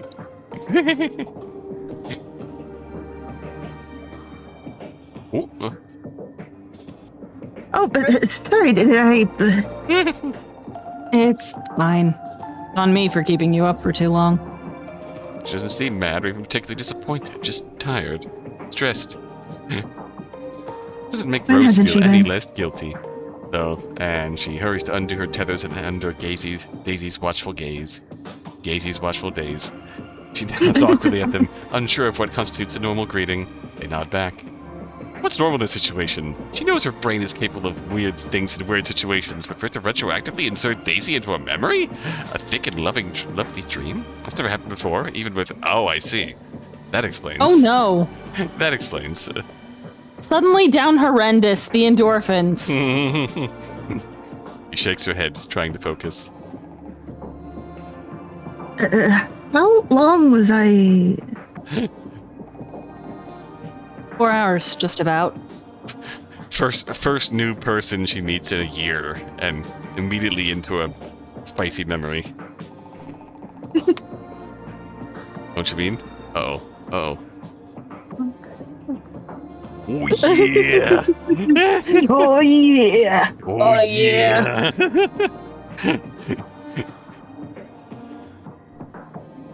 Oh, yeah! Tell me, Daisy.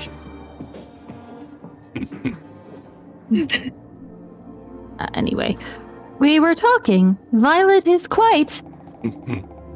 It was talking. I was working.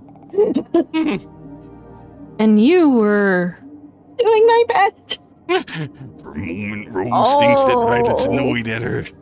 Violet's fingers twitching against the control panel, and the way she won't meet Rose's gaze certainly seemed to suggest that something is off. Said slept for 4 hours. Maybe a little scolding was in order here. Violet leans forward and Rose catches the hitch in her breath. Something is wrong. Violet? Can you look at me? Pause. Violet looks past Rose's shoulders. Uh-oh. Rose doesn't need to turn around to know that there's nothing there.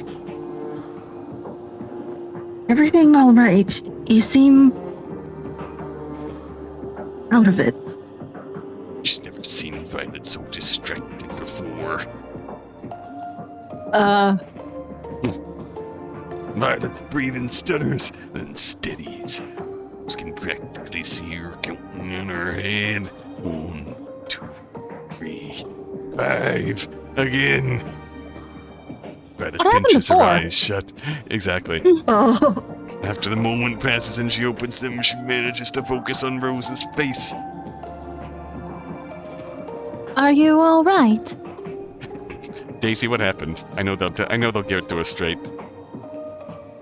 Or No one can give it to us straight. Violet scowls. I was just... Cuts herself up, looks away like she's been burned. I'm just... tired. There's a reason they tell you to get enough sleep in school. Just off for a bit there. Sorry. And as if it had never happened, Violet pulls herself up and gives herself a light slap on the cheeks. Back to work it is. Oh, Violet wouldn't have cut herself off before. She knows what she was thinking about. Rose tries not to think about it. Things she gave up. oh. Bleh. Let... Bleh. She tries to interject as much enthusiasm into her voice as possible, but Violet has already turned back at the controls. She brushes her hand over the top of Violet's chair when her back is turned. Feels Daisy's eyes on them. The eyes of the daisy. Violet is a paranoid person. This keeps Rose and her alive so Rose doesn't complain. Her vigilance has prevented the walls caving in from windows and collapsing in rubble. In fact, the way she questions everything is something Rose has come to find comfort. Just to know everything. That's why Violet warming up to Daisy is strange. Rose goes to sleep and wakes up twice, and each time Violet seems a little closer to Daisy. Second go around, she's actually smiling. Makes Rose do a double take just to make sure she isn't seeing things. Let's see. Rose isn't against it. Seeing Violet look up from her work every once in a while is nice, but Rose has never been one for jealousy, but the circumstances gave her pause. Violet finds comfort in David's presence, though then Rose is happy for... Pause like a bunny. Yeah, bunny paws. Paw, paw, paw. Paw, paw, paw. Violet? What is the material in your pocket? Is it the bunny? Violet stills mid-interrogation. Her questions have become less pointed. Just odds and ends. Scrap. Just in case we need the extra material to work with. Has she been keeping everything that Rose gave her?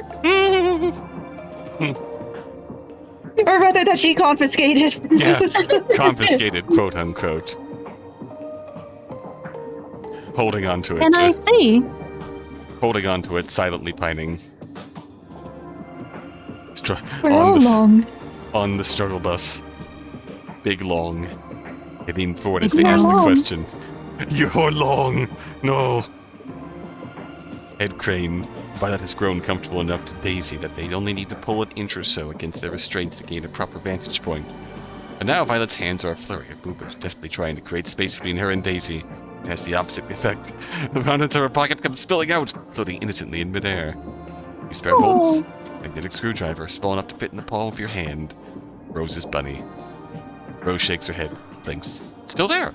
But Violet is quick to snatch it out of the air. Her gaze darts from Daisy to Rose and back again. Oh my god! Oh, that expression! Expressions!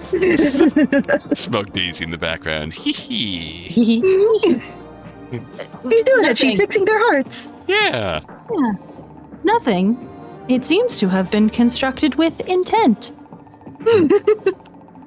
I have been able to ascertain the purpose of everything else in the cabin, but not that. That is why I asked. I made it. Rose can't help it. She's excited. A little flattered even, that Violet hasn't thrown the trinket away. Sure, there's a chance that Violet just forgot it was in her pocket, but maybe. So it is indeed not nothing. It is, in fact, something. Was it a It's gift? everything. Gifts are an expression of gratitude, Violet. Violet flushes, bristling at Daisy's informative tone. I was gonna repurpose it. I just forgot I had it, given everything. Everything. Daisy frowns. Everything. That does not seem... It's none of your business, all right? Violet yanks the bunny out of her pocket again, clutching it in her fist. When it looks like she's about to crush it. At the risk of sounding very cliche about it, it's not like I like her, Baka. The tragic flavor of Cinderella. It's not like I like her. I can't. It's the mission. My overflowing trash bag can't possibly be this cute. Oh no, is she worried that Rose's confession is just the suspension bridge effect? Oh, yeah. I say it because it very clearly torpedoed everything Yeah. in the past. I'm pretty confident on that. No, she doesn't. Her fingers uncurl. Oh? Violet? That glowing brighter? Bunny floats out of Violet's hands, unharmed, but Rose doesn't feel relieved. Violet isn't looking at Rose. She isn't looking at anything. Rose waves her hand in front of Violet's face, but she doesn't respond. Expression is evened out, eyes half-lidded and mouth gently parted. Oh no. Peaceful, like she's sleeping. Oh jeez. This is scary. Violet? Speak to me, okay? Puts her hands on Violet's shoulders. When Violet doesn't react, she shakes Violet. When that doesn't get a reaction, she shakes harder. When Rose is about to take more drastic measures, Violet shakes her head like she's hungover. Expression drowsy and movement slow. Rose? But You good? Confusion, realization, resignation. Hostility returns to Violet's gaze. Seems to have a home there. Scoffs, shooting a glare at Daisy. God. Did you... She hesitates, massages her temples. The question she had planned, she decides to let lie for now. Are you feeling all right? Wait, it just took a moment for Violet, but Rose is out for 4 hours? Mind your business. Is that why Violet reacted so oddly to, Oh, deets. I love deets. Oh, deets? Is that why, Violet reacted so oddly to Rose being out for 4 hours, perhaps? It's a weird, unshakable dream. Hmm. She directs the comment at Daisy, but her expression is fierce enough to make Rose feel guilty too. Violet tightens up Daisy's restraints. Is it tight enough to leave red marks on Daisy's skin-like surface? It weighs heavier on Rose. Dr. Rain, why did you give your AI the ability to bruise? Why did you give the AI construct blood?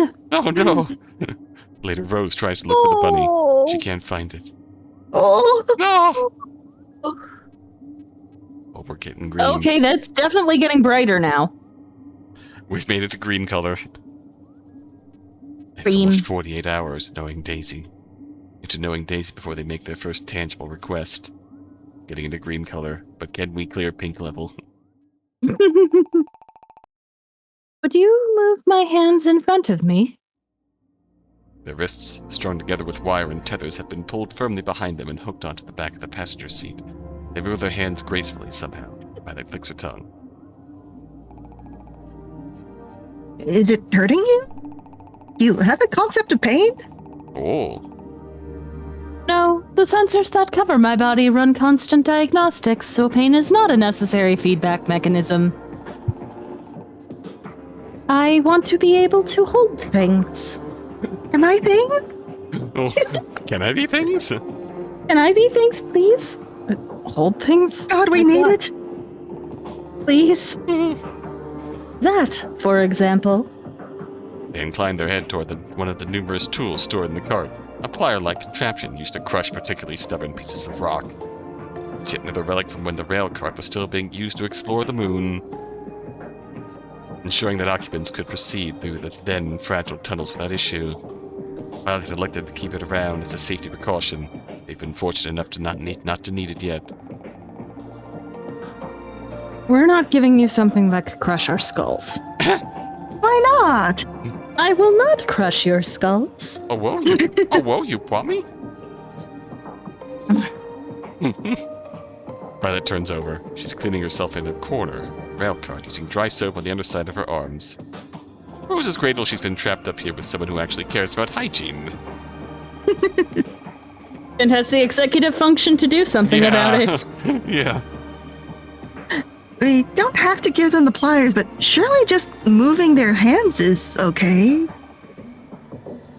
I have my hesitations about it, and don't call me Shirley. Fine. Still, Violet glances at Rose when she carefully unties Daisy's wrists. Rose holds them firmly. There's no need. Daisy is compliant and limp in her grasp. While Rose had held Limp? Daisy beforehand when securing them, she'd been too full of adrenaline to properly register how their skin felt. It's only now as she holds both their wrists in between her fingers that she becomes intimately aware of the feeling of wires under silicone, so close to veins Down under atrocious. skin. Ugh. So bad. At least she thinks it's silicone and wires. As she reties their hands, she is struck by the uncanniness of their texture. Whatever the material, it's certainly not skin. It's a close approximation. It feels almost human. Her hands rest on theirs, and she finds it comforting. It must be hard. Rose startles, her eyes snapping to Daisy. Violet, too, has jerked her head up, her arm aloft in mid-scrub. What is? Do you not get homesick? Where'd you get that idea? Daisy tilts their head, as if deliberating. When someone is away from something for a long time, do you not miss it?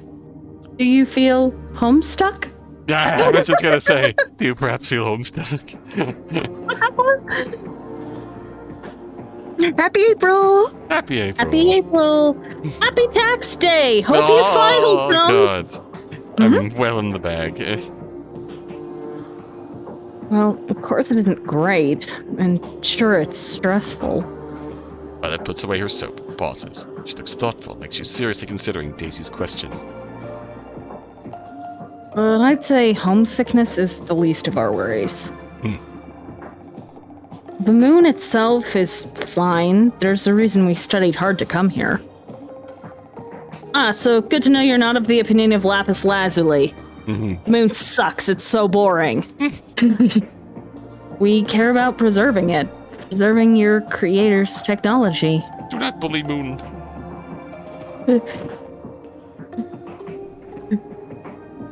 Yay, grill. No. Rev, whose quirk is that?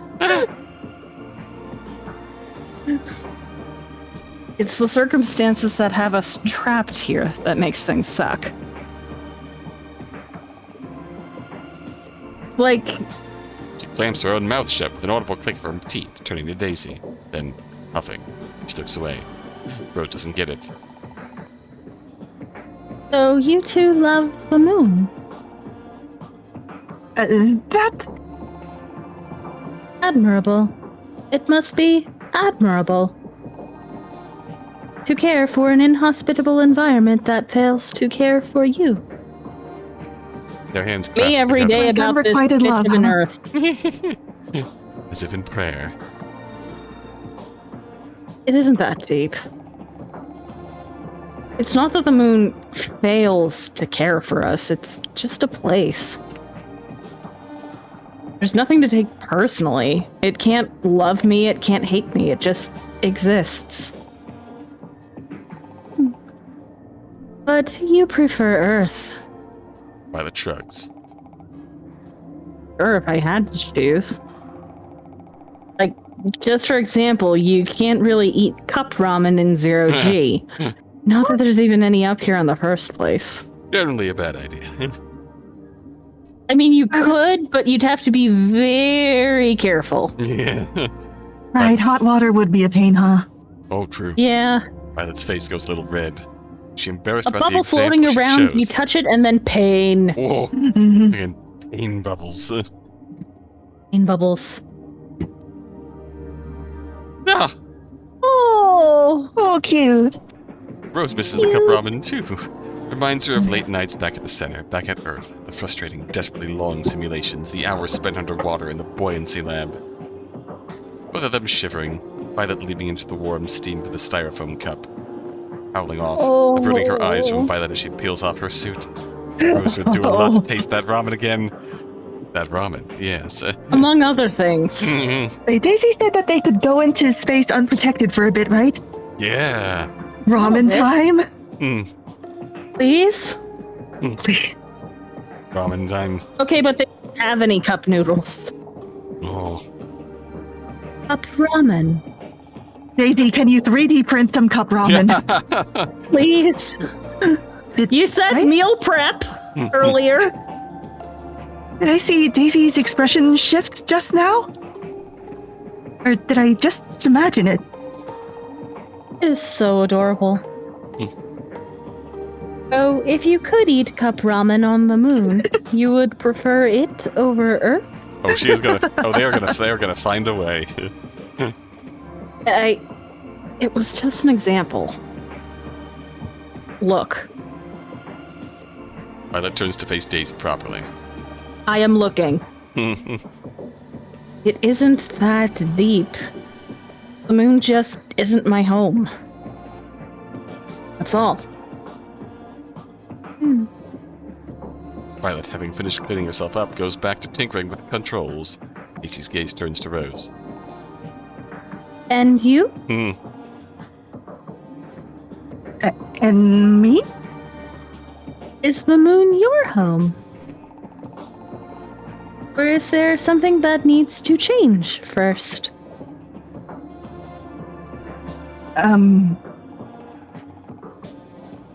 It's... well... I do like the moon. I thought that was like a headband in their hair, but that's just a transparent gap. Just Yeah. noticed it's highlighted green now that they're over. It's a little space for the ears to come out. Yeah. Oh, yeah. Cute. It's pretty. I've always thought it was. And? And? Give me your top 10 reasons why you like the moon. And then? Daisy's head tilts the other way. You are hesitating. What disappoints you about the moon? I also accept feedback surveys for your moon experience. I will not judge. I am simply curious. On a scale of 1 to 10, how satisfied are you with your moon tenure? Daisy, you are sounding like a moon telemarketer now. Telemoonketer. Telemoonketer. Telemoonketer.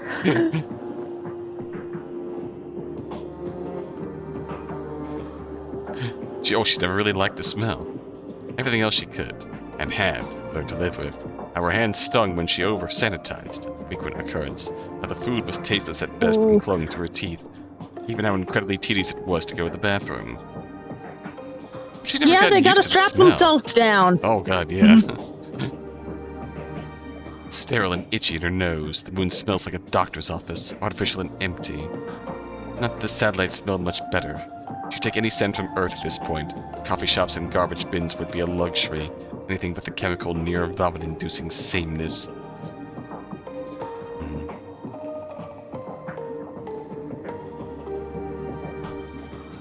If you had to choose?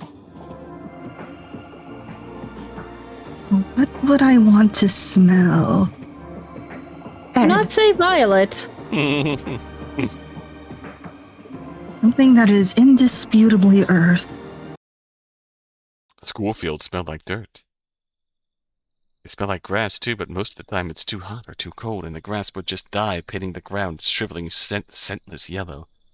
Dirt is reliable. When Rose was little, she thought brown sugar and dirt were the same stuff. She'd shovel some dirt into her mouth the first chance she'd gotten when her parents' backs were turned, coughing out pebbles just as quickly as she'd stuff them in. In her defense, it seemed like a worthwhile experiment. If it really was all the same, she'd be surrounded by a near infinite supply of treats.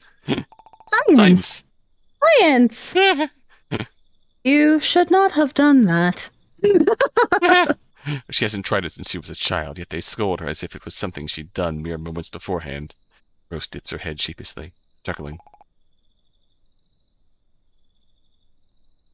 Lesson learned.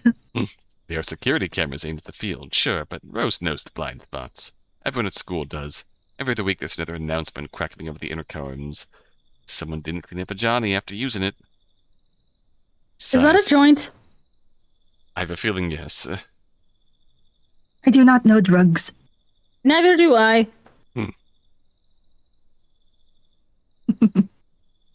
Oh, it is a British slang for condom. Oh! Something else was happening in the ball field. Daisy sighs like a disappointed parent, hands clasped behind their back as they walk a step ahead of Rose. Their serious expression doesn't suit them. Rose has to stifle another laugh. What actually suits Daisy? It's not as if Rose would know. What do you think? Pardon? Daisy gestures at the baseball field. It's late at night, lit like roses in a movie. Everything enshrouded in an unreal blue light instead of despairing under the cover of darkness. Garden. Nice, isn't it? Butterfly beam style. Is this a garden? Also, yes, this is very Field of Dreams. If you build it, it will come. You've only seen it in pictures. How do you like it? Rose finds it hard to believe that anyone would call this a garden, but she chalks it up to Daisy's limited world experience. Nice gesture. It is a large place, and it has greenery. Yeah. Therefore, This is a garden. Much like man is a bipedal naked thing. Holds up the Man is chicken. Man is ravioli. Man is pork. Baba is you. All is done. Stream just ends. That'd be a fun fake out for the VOD. Split it up into 2 parts. Hey, welcome back to The Moon Looks Beautiful Tonight, Definitive Edition. I'm here with my good friends Crystal Galanis and Freya Fukunaga. And we are playing baseball. Oh, Baseball! that's a baseball. Nice gesture regardless. The least you can do is breathe in deeply and... oh, it really does smell like flowers. Daisy's steps have widened, making their way to the center of the field where the pitcher usually stands. Rose hangs back, unsure if she's meant to follow. Daisy gives no indication of one way or the other. Oh, that's a baseball! Oh, that's a baseball! Backyard baseball 01 downloaded. We can make this happen. Yes! Excellent. Yes! I'm just imagining a Field of Dreams ending. Daisy walks up to the mound. Rose walks out. Hey, Dad, can I have a catch?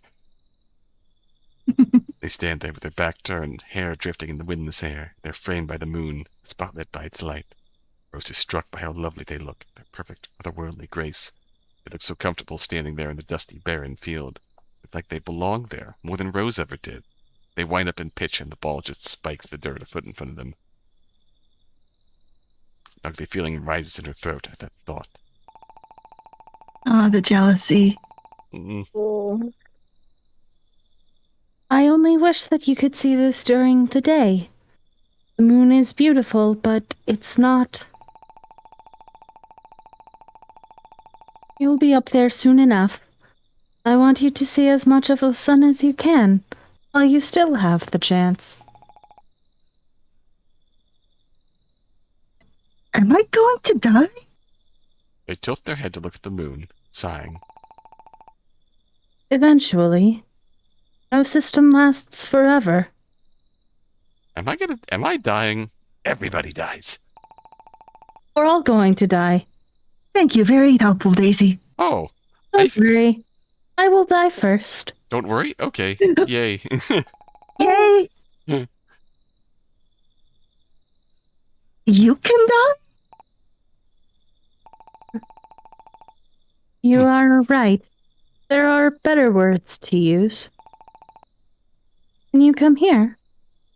They say, their backs still turned, though neither of them have had to raise their voices to be heard. Space between them yawns and aches. Yearning. Rose starts running toward Daisy, feet thudding against the ground. Grass tickles her ankles and the night air stings her face. Her hair whips against her skin. Painful distance between them refuses to close. Daisy! It's only when Daisy turns that Rose suddenly finds herself mere feet away. Their eyes meet and Daisy takes an unexpected step forward. Rose tries to stop, desperately trying to find purchase on the ground, but gravity's against her. She stumbles over wet grass and tumbles headfirst into Daisy. Humph.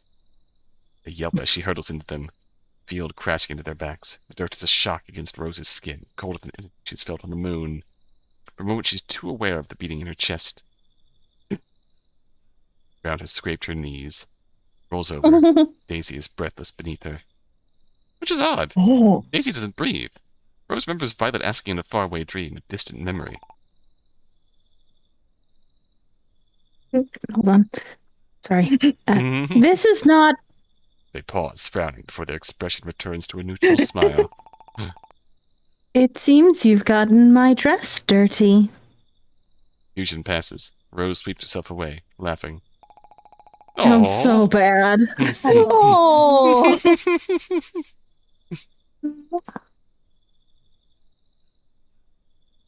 There's a dress out in the dirt. Many people do. You do. Though you do not seem to like it. Rose scratches the back of her head. Well, you know me. You're out of being a tomboy, I guess. She forces a weak laugh. The moment the moon is unbearably bright, every hidden part of her is exposed, laid bare to the world. Her knees burn in the cool night air. Daisy's looking at her. Daisy's looking through her. Daisy is looking into her. Do you feel like a tomboy? You've got a friend in me. Got a friend in me. You've got a friend in me. I was just thinking, dress must feel different when you choose to wear it. It is the beautiful, liberating feeling of not wearing pants. Yes. Daisy nods, letting Rose sidestep the question. Rose breathes. She feels the thumb of her telltale heart. Oh no. If you want to be called that, you can be called that. But you want to like wearing dresses. Like me. Rose stares at the sky. Dresses always felt so heavy on me. Oh, straightens out. Oh. A company event with Oh, politicians and cameras and too many eyes, bile rising in her throat, a flash of pure white in the crowd. Mm. But yours, you wear it like it weighs nothing at all. Nothing at all. nothing at all. You, do you like it? Your dress? Or do you just wear it because you can't imagine not wearing it? Because you've been wearing it your whole life. Some Is kind this of gender? It feels transmasc. Yeah, it feels very. This feels quite gender. Rose, are you having a gender? Are you?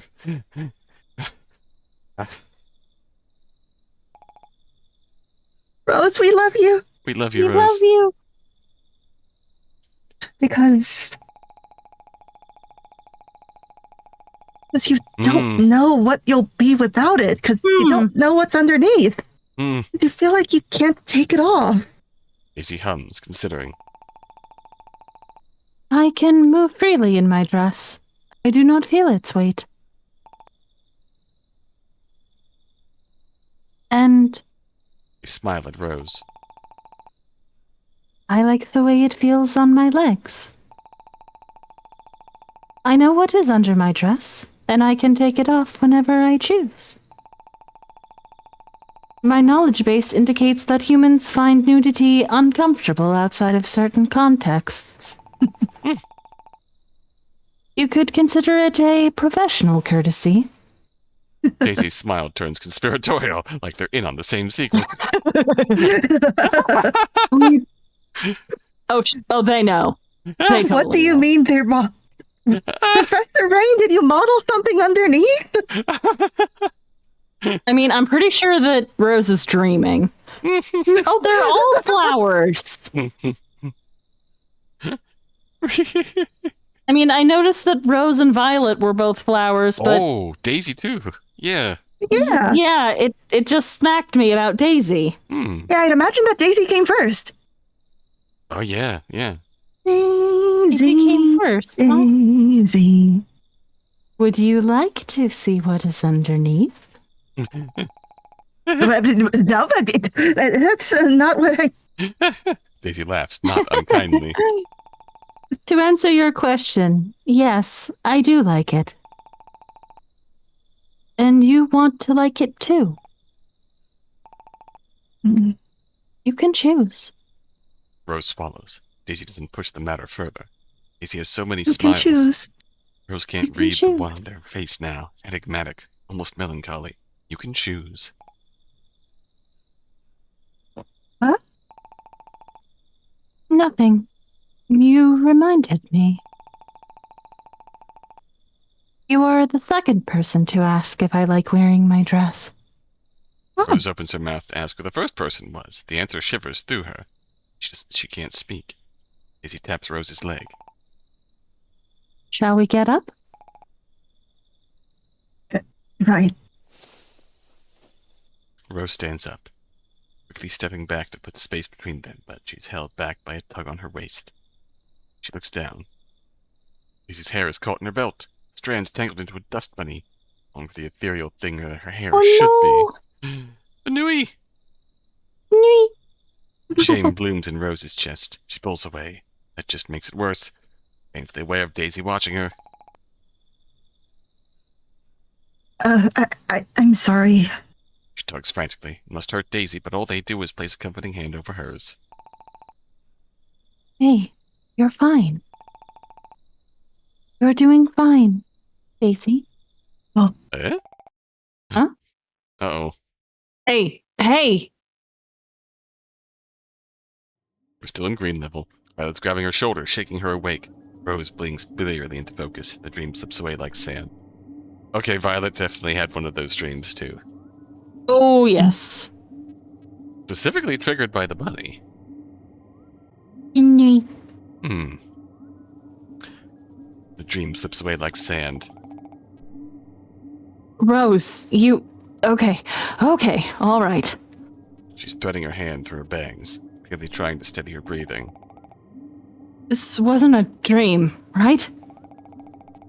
I mean, you saw something just now, weren't you?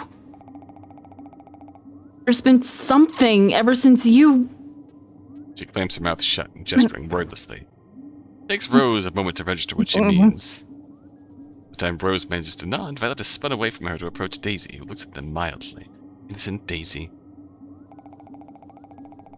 Since you showed up, we keep drifting off like this, daydreaming. That's your fault, isn't it?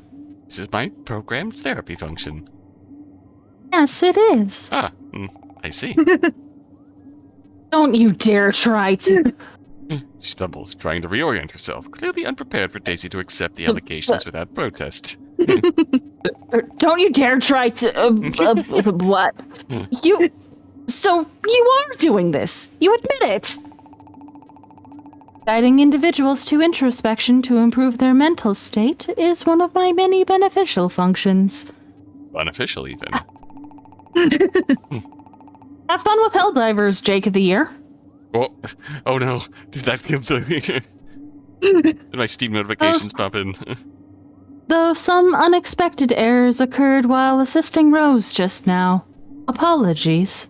Oops. Oopsie daisy. Oopsie daisy. Oopsie daisy indeed. Daisy tucks their bound hands under their chin in something resembling a thoughtful gesture. Violet looks like she might explode. Beneficial? You think distracting us in a life or death situation is beneficial? I mean, you're not going to get any more lost. Right. Rose, still groggy, watches the exchange with numb fascination. I mean, you might as well. You're in a long tunnel. Yeah. Where you might die. It's not like I'm knocking you out both at once, Violet. Everyone gets alternating turns in the therapy chair. Surely you realize how dangerous that is. Rose was just keeping watch, but what if her hands had been resting on the wrong lever? She slips into one of your daydreams, and bam! She snaps her fingers. She unseals the door, and we're all dead. There are safety measures in place to ensure such an incident would never occur. Yeah? Safety measures? Your safety measures? You just admitted that... Violet closes her eyes, her chest heaving as she struggles to calm herself down. Daisy watches her patiently. I don't want you messing with my head. So stop it. Thank you for informing me of your preferences. I will be sure to take your feedback into account when determining how to best assist you.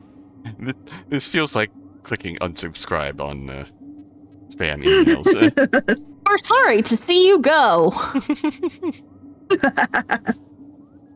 That is little to soothe Violet. Rose intercedes before Violet lunges at them, placing a steadying hand on her arm. Violet? All right, just take a breath, okay? Violet gives her a searching look. After a moment, she lets out a long sigh, an ounce of tension finally leaving her shoulders. These things happen with experimental software. We've been through worse up here. Remember the incident with the food recycler? What we need is more important than a minor blip. We need food to live, Daisy to diagnose whatever's going on with the heart. I want to hear about the incident with the food recycler. Yeah, please. Sounds like a wild ride. Sounds like... Boy, oh boy. Violet's disgruntled expression remains, but she breathes out another sigh. It's the best Rose is gonna get. All right. But I don't want this happening again. Understand? She directs this toward Daisy. Their fingers intertwine as they nod. If that is what you prefer. They sit calmly in the passenger's chair. Compared to Violet's barely suppressed turmoil, they are the picture of serenity. I am the major model of a something citizen. I don't know the words to this song. Oh, We're now in the yellow zone. orange zone. Orange. Aren't you glad you're in the zone? They're in a little over 1,600 kilometers into their journey when the rail cart can't continue anymore. Tracks have warped, not beyond repair, but certainly beyond use. And then a clamp strains to get a foothold before giving up entirely, costing them precious minutes as they reconfigure the system to get moving again. It's probably best that we don't push it much further. If we do, we run the risk of not being able to start it up again. We don't stand a chance of making it back without it. It's getting significantly warmer. Mm-hmm. Rose appreciates her optimism. Leaving the cart means removing Daisy from their constraints. Not that they have been of any use anyhow. Violet clicks her tongue, annoyed, but doesn't say anything as Rose unties Daisy. Rose can see the "I told you so" in her eyes. Daisy wrings the tension out of their wrists. Does it... Oh, you said you don't feel pain, right? I do not. Thankfully, Dr. Rain did not program me with pain receptors. They flick their wrists But again, one more did program her to bruise them. True. They flick their wrists one more time before letting them rest at their side. Their skin... Their skirt, finally freed from the wires, billows out around them. Their skin I mean, billowing. I think the skirt is made of their skin. Honestly, that's a... yeah. Skin. Your skin. I've got skin under my skin. I was about to be very concerned about skin billowing out. It looks right, the way a wilted flower finally given water does. Leaving the cart means donning their suits. Rose pulls them out of their containers, handing Violet hers and receiving a curt nod in return. Daisy peers as Rose changes, but doesn't comment. Hey, give her room. It's fine, they're just curious, right? The blushy. Does she? Something shifts in Violet's expression. She turns away. Getting jealous over the AI. Oh my god. As they finish, Daisy clasps their hands together. They lean over in the air, letting the lack of gravity turn them. Rotate. It is good to see that these remain in proper shape. They got poofy skirts. We got skirts. May I voice a concern? Violet frowns, pulling her sleeve down. Worse. Daisy drifts closer, gaze tracking over Rose's suit. Rose. Your suit does not fit you. Something tear? No. It is in perfect condition. Violet scowls. They were sized and custom made for us, so it should fit her fine. Daisy's finger traces over the rim of Rose's skirt. Rose swallows and their finger retracts. Oh, Directly back into their hand. It is not life-threatening. Merely an observation. Skirt. Skirt. Sighs, but she looks at Rose's suit with new concern. How do you feel? She's not just asking about the suit. Does the skirt serve any functional purpose on the spacesuit, I wonder? it indicates they are girls. Pretty much. Thank you, Earth, for this. It's Thanks, nice how they're Earth. color coded. Right. Unnecessarily gendered products. Space suits. They are really cute though. Look, they got the puppy sleeves. Yeah. She's not just asking about the suit.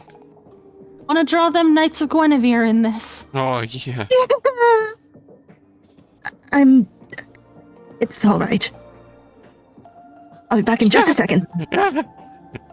Immediately after Ed upskirts. I see what's going on.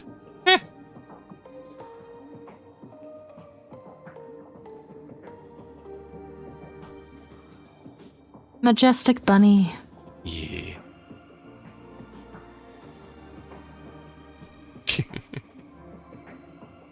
It has been just a second.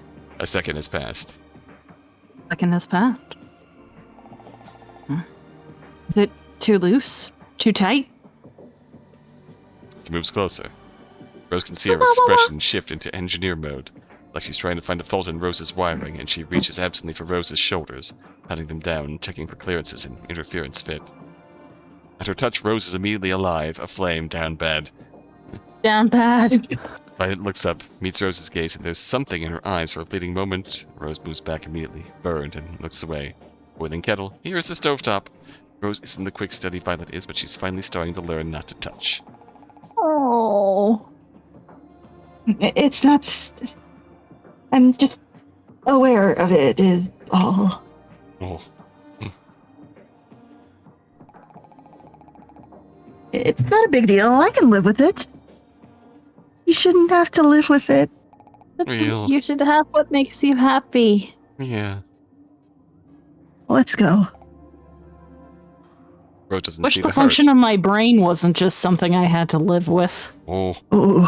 Rose doesn't see the hurt that flickers across Violet's face, the real and sudden regret, but Daisy does. Yeah. Oh. Oh. Violet clicks on the radio in her helmet as she turns toward the door. They step outside, they hold down one of the buttons on the side of the suits. It takes a few sputtering seconds, but the rockets under her feet start up. This depth, if there isn't something holding the two of them back from the pressure, they'll likely crumple under the weight. Rose grips the side of the cart to stay stable. Violet follows her, one hand braced against the door. Ready? Rose looks at Violet's reflection through the inch-thick glass of the door's window. It nods at her and pulls back the door. A moment of stubborn reluctance from the door before it finally gives way. Pressurization seal breaks with a telltale hiss of escaping air. Unpleasant whir spills through as the door grinds against the cart. Lunar dust in the outside frame sweeps inside. Oh, door yawns Ooh. open.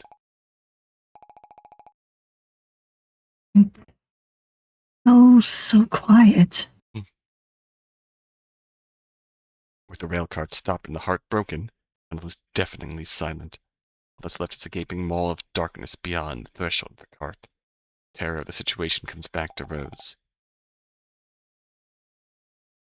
Up we go then. Violet hesitates. Rose opens her mouth to say something, but Daisy speaks first. You require my guidance? They float forward with a smile. Their dress billows out behind them, unfettered by the clunky suits that cover every inch of Rose and Violet.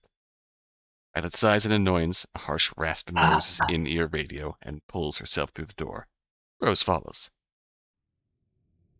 The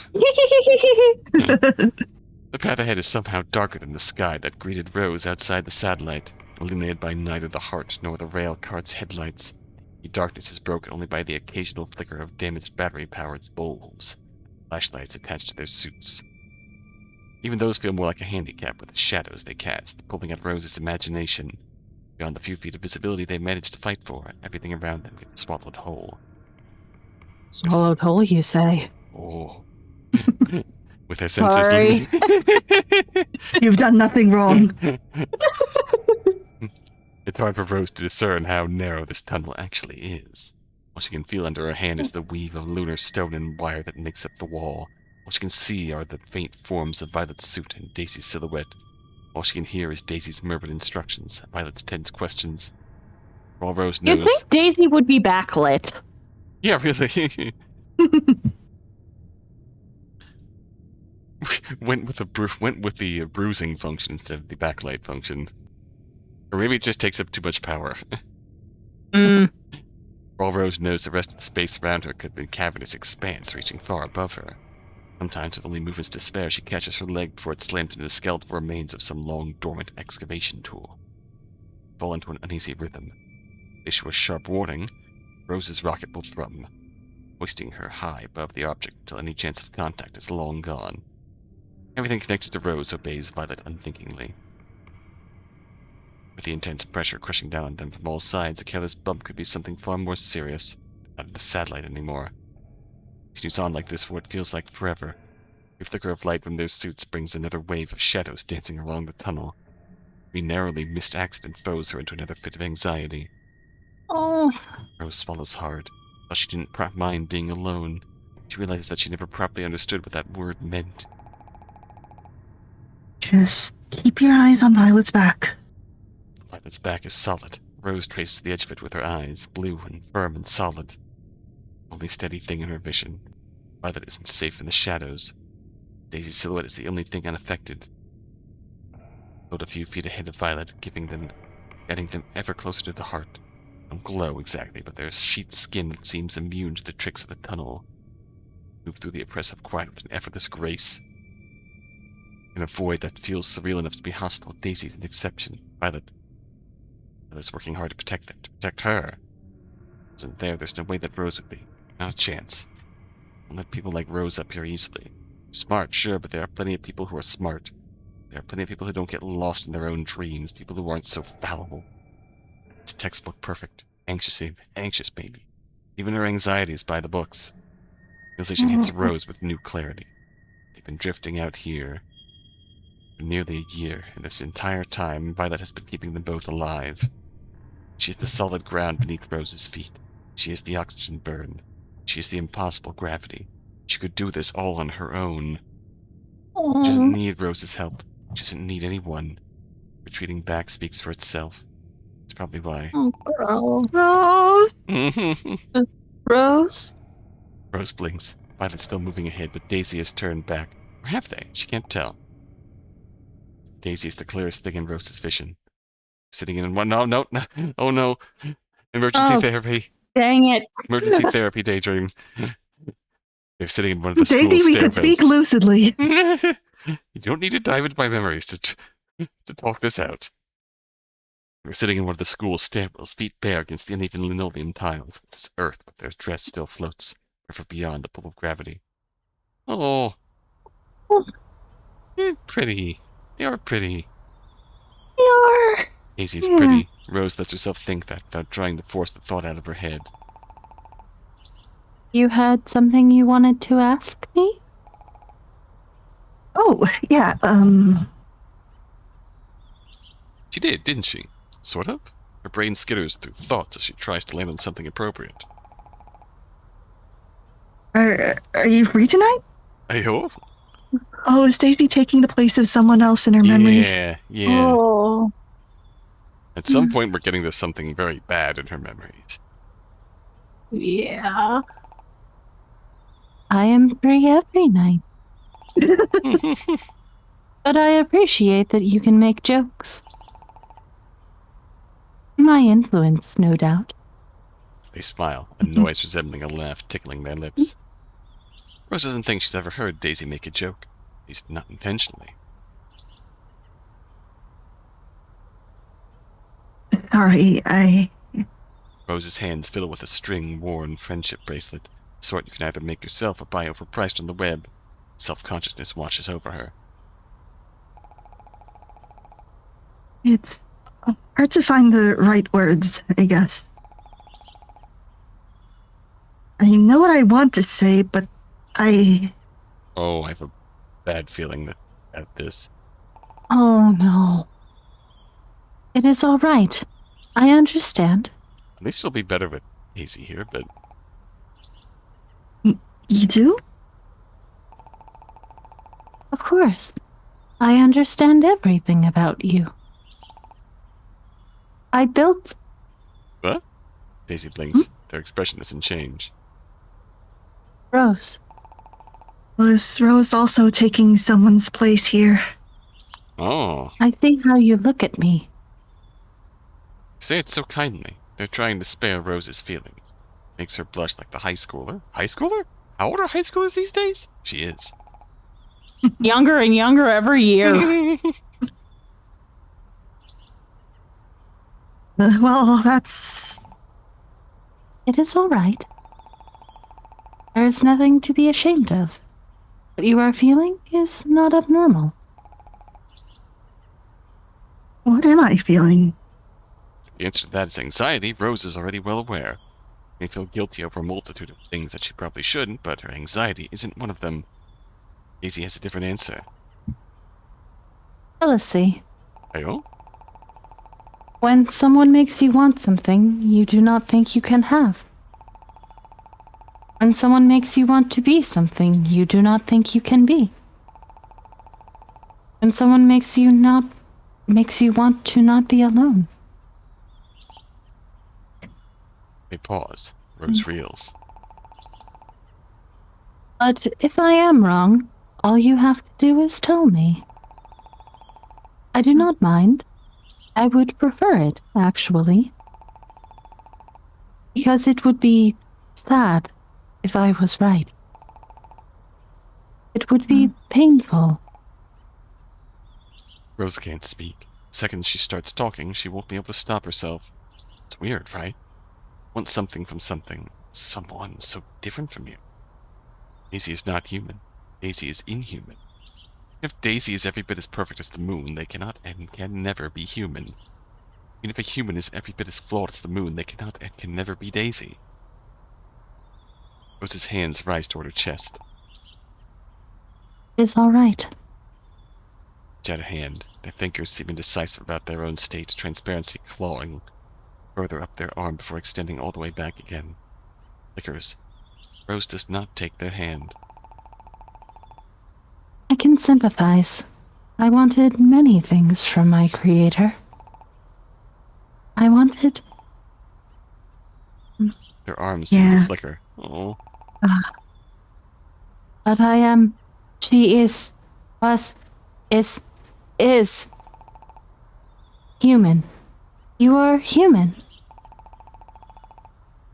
Humans underestimate their own potential. You think what you want will be forever out of your reach. You think you do not deserve your own desire. You think it would be selfish to want anything more than what you have. You think, for you, it would be like defying gravity. You think you are bound by your humanity, by the fact of your flesh. You are resigned to your fate. Daisy smiles sadly then, and for a moment Rose sees them with new eyes. She sees them hunched over a cluttered workbench, sweeping hair out of their face, shrugging off their lab coat. Look so tired, so fond. Dr. Rain? Humans are capable of so much change. But you think you do not have what it takes. That you will never make it out there. Make it there. You think you are a burden. You think putting a name to your desire will make it real. They stare out the window, their face aglow with moonlight. Here we are. Give it a name. Tell me, what are you afraid of? That is okay. Scenery around Rose twists.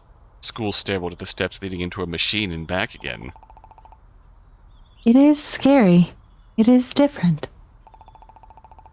You say goodbye to something that was a part of you. You were scared first time you left gravity behind. It changed you. You felt the burden of your own body. Not for the first time. But it was the first. But it was the first. It was the first time you let yourself feel it. Oh. Heaven will be mine when you're outside Earth's gravity. I'm really feeling it. Body's free. Really feeling it. And if you liked it, and if you wanted to stay that way, even if it could be for the best, you thought Everything felt Everything felt so heavy on her under Earth's gravity. I might. Oh, Daisy's oh, face that's is a new blank. face. Oh, hello. Well, you good? Daisy's face is blank. Rose can feel the ground shake against her feet. Her neck is pushed back against the momentum of something. Time to put Daisy in mandatory therapy. Hey? Unless Because it sounds a lot like Daisy was talking the way that Dr. Rain used to them. Yeah. Yeah. Stagnation. Yeah. Fights it, reaching out against as Daisy's eyes go dark. Look at someplace beyond Rose, before focusing once more. They hold themselves steady, but when Rose puts a hand on their shoulder, they seem to crumple under the weight of it. It's not your job. Taking care of you? Keeping me company. Oh, I am not human. I was designed to be alone. To exist in my own orbit. To provide my own gravity. I will do my job. And then I will cease to exist. that's not fair. We need you. You need us. They close their eyes, shudder breath, shudder beneath their hands. When they open them again, the ground no longer feels like it's rocking. Let me correct this. I'm sorry. Daisy's hands twist in their lap. They rise, towering over Rose in an instant. As all Rose All I can do wanna do is not, you turn in. not to shrink away from Daisy's hands on her cheeks. Their fingers are so cold. Rose. His vision splinters. Whoa! Oh my. It does not shatter. It splits into infinitesimal shards. Rose blinks and the shards flutter, winking in the celestial glow. Each one of them contains a fragment of Daisy's form, and for their dress. The darkness of their skin, the pulse of her eyes, they dance around Rose in an orbit of potentiality, painting a chaotic constellation that steals her breath away. There are as many Daisies as there are stars, each one a different promise, a different end. In one they are a mother, lullabies echoing in their voice. Oh. In another they are a commander, their figure standing tall against the expanse of nothing. In another they're Rose's lover. Their touches are intimate, their skin no longer cold and uncanny but a comforting, wrapped around against every fragment of loneliness Rose has ever known. Their forehead Alone in their presses infinite against love. her. Oh. And Rose can feel the tears sparkling off their cheeks, the forever smile on their face and the hitch in their breath, as they kiss her. They're kissing her. Oh! Oh! Oh! They're kissing her. It's in Violet's form. They're kissing her. Yeah. They're kissing her. Violet's Rose! Illusion breaks and Rose can hear her breath again. Her breath fogs against the glass, hot and heavy and near suffocating. It was more solid in her own body than she'd be embarrassed about it. Now, all it does is block her vision. Daisy? Violet's voice is an octave higher than usual, ringing through Rose's earpiece. Something's wrong. Rose's shoulders raise, pressure ringing as she tries to identify the issue. Glass clears. She's holding her helmet, her hands gently cupping the back of her head. Lips are planted lightly on the frame. Ah! Get away from her. Daisy. Right now. Lingering touch. Daisy pulls away. Her hands float to their side, soft and steady. What is it? Violet ignores their confusion. Pushing past them, she grips onto Rose's hand fiercely, gaze narrowed as she scans Rose.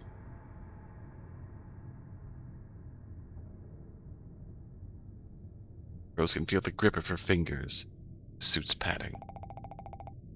Are you okay? What the hell? You... Violet, I'm fine. Violet stares at her incredulously. Rose's voice sounds unnatural even to her own ears, pitched higher than usual. She does feel fine, though. Dizziness in her head, stinging around her eyes, so begin to fade as Daisy's touch grows fainter and fainter. Violet shakes her head, spins around to Daisy. You promised to stay out of your head. Your head. Our heads. Please specify next time. She punctuates the phrase by shoving a firm hand into Daisy's chest. It almost goes through them. Not friend in you. Daisy floats a few feet back as Violet advances. Rose remembers suddenly the way Violet defended her back at the center when they were 2 recruits out of 100, her entire body drawn tight with precise fury. Realizes Violet has positioned herself between Daisy and her, physically shielding her. I said the first sign of trouble, and you're making Rose lose her damn mind. Out here. One wrong move and she could... How could you even pretend this is a good thing? Rose was scared and lonely. And you are too. Now get in the therapy dream. Have you girls heard of something called instrumentality? But Oh no, I think my mouth is bleeding. Oh no. Oh, But that rose a hand down Rose's helmet as if to wipe away the trace of Daisy's touch. Under the moon's pressure, the palms of her hands almost hurt. If it was any other time, any other place, any other moment, this would make Rose lose her mind, with any spell Daisy could cast. And her eyes so full of painful concern. Rose pulls back. you're trying to help. I do feel better. You can't seriously mean that. Rose does mean it. It feels strange, but the tightness in her chest has loosened. Darkness in the tunnel isn't as crushing as it was before. Daisy is here. Is here. Rose smiles and pats Violet's hand as if it reaches out for her. That's kind of strange, yeah, but it is experimental and old tech if it was Dr. Rain who made you, right? Looks at Daisy. They incline their head toward her. I welcome feedback for any actions you find strange. Violet scoffs. Whatever. I'm the only one sane enough to realize that making out with our life support system while moving around me is a bad idea, and that's fine. Oh, okay, so we did that in real life too. I see. I can save our lives by myself. Violet twists out of Rose's hand, heading down the path with newfound determination. Any retort Rose could have had drowns in the bile rising in her throat. Daisy lets Violet pass. Now, was that something that Dr. Rain did with them, or something that they wish that she did with them? I am failing to aid Violet. You really are. Yeah. Oops. Well... Rose watches Violet's back get further and further away. She hugs her arm to her chest. Violet is too far away for her to even think about bridging that distance. She doesn't know what to say to Daisy. Doesn't know how to comfort Daisy. That is even what Daisy needs. Rose disables her microphone. Well, it's protective. In any other situation, she'd be more agreeable. Being up here for so long hasn't been good for her. She should be out somewhere else, taking care of something else. She is lonely. And she is trying to hide it. Bluntness of her own inadequacies brings the tightness back to Rose's chest. Swallows. Loneliness aids no one. As he turns, following after Violet, he's made a frightening amount of progress in the time the two of them were talking. Chigo. Here you go. I do not have a solution. Loneliness is something utterly foreign to me. When Dr. Rain sent me up here, I communicated with Earth until I couldn't. It was a simple fact. I could not provide her companionship. Similarly, her absence did not make me. I think it made them. I think it made them. It certainly I do did. not have a solution. They repeat themselves, floating forward. But Violet is correct in that focusing on fixing the heart should be our priority. Their hand hovers above the space in their chest. Rose follows, turning her microphone back on. Hole in the Hole chest. in the chest, huh? Hole in the chest. Just like the moon. The path to the core is Elaborate. I mean, we're going directly into the moon to fix its heart, right? There's a hole in its Yeah. chest. All right. The heart stopped working. Daisy has a hole in their chest. Rose stops second-guessing every movement. Violet's instructions become more sparse. Rose can see the chipped plates that line the wall give way, exposed in colorful wire, just as Violet warns her to avoid them. Since in her dreams, Rose has been weightless for the past almost year. Even the tunnel's pressure has pushed in on her from all sides, keeping her afloat. As the path leading up to the core scatters its light, the mounting pressure crushes her down. As though her suit has suddenly remembered it has weight, her body becomes a heavy anchor that pulls her down and up, forward. Feels like she's walking. Alien sensation, one she hasn't felt in a long time. Feels like a child again, learning how to take her first shuddering steps forward. It feels like she's playing Quap. Yeah, that's just what back pain feels like sometimes. Oh god, yeah. Also, my god, it's hot. It's too hot. Hot Too damn. hot. Hot damn. Too hot. Hot damn. Oh, it is hot. You're right. Oh. Literally. Rose, don't push yourself. Violet's strained voice is enough to make Rose aware of her own fervent breathing. She swallows, hums an acknowledgement. Rose had never been to the moon's swallows, huh? core. Mhm. Oh, A typo or. a typo? Unless? Unless? First. Obviously, she's not a specialist. She's a general maintenance worker, trained to interpret system readings, not to work on the core itself. She's been briefed on theoreticals and emergency situations, sure, but this... She always thought that half a century's worth of engineering genius would never fail.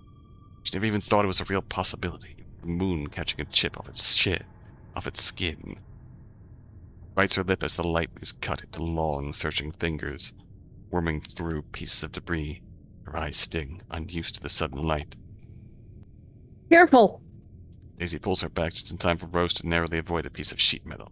Almost past her, twice her height, slamming into a much smaller piece of lunar rock. Metal crumples in on itself instantly like paper. Rose swallows. Are you all right? You can't be freezing up now. We can't save you every time. That is right. Rose wants to move faster, but it's so much harder than it ever was before.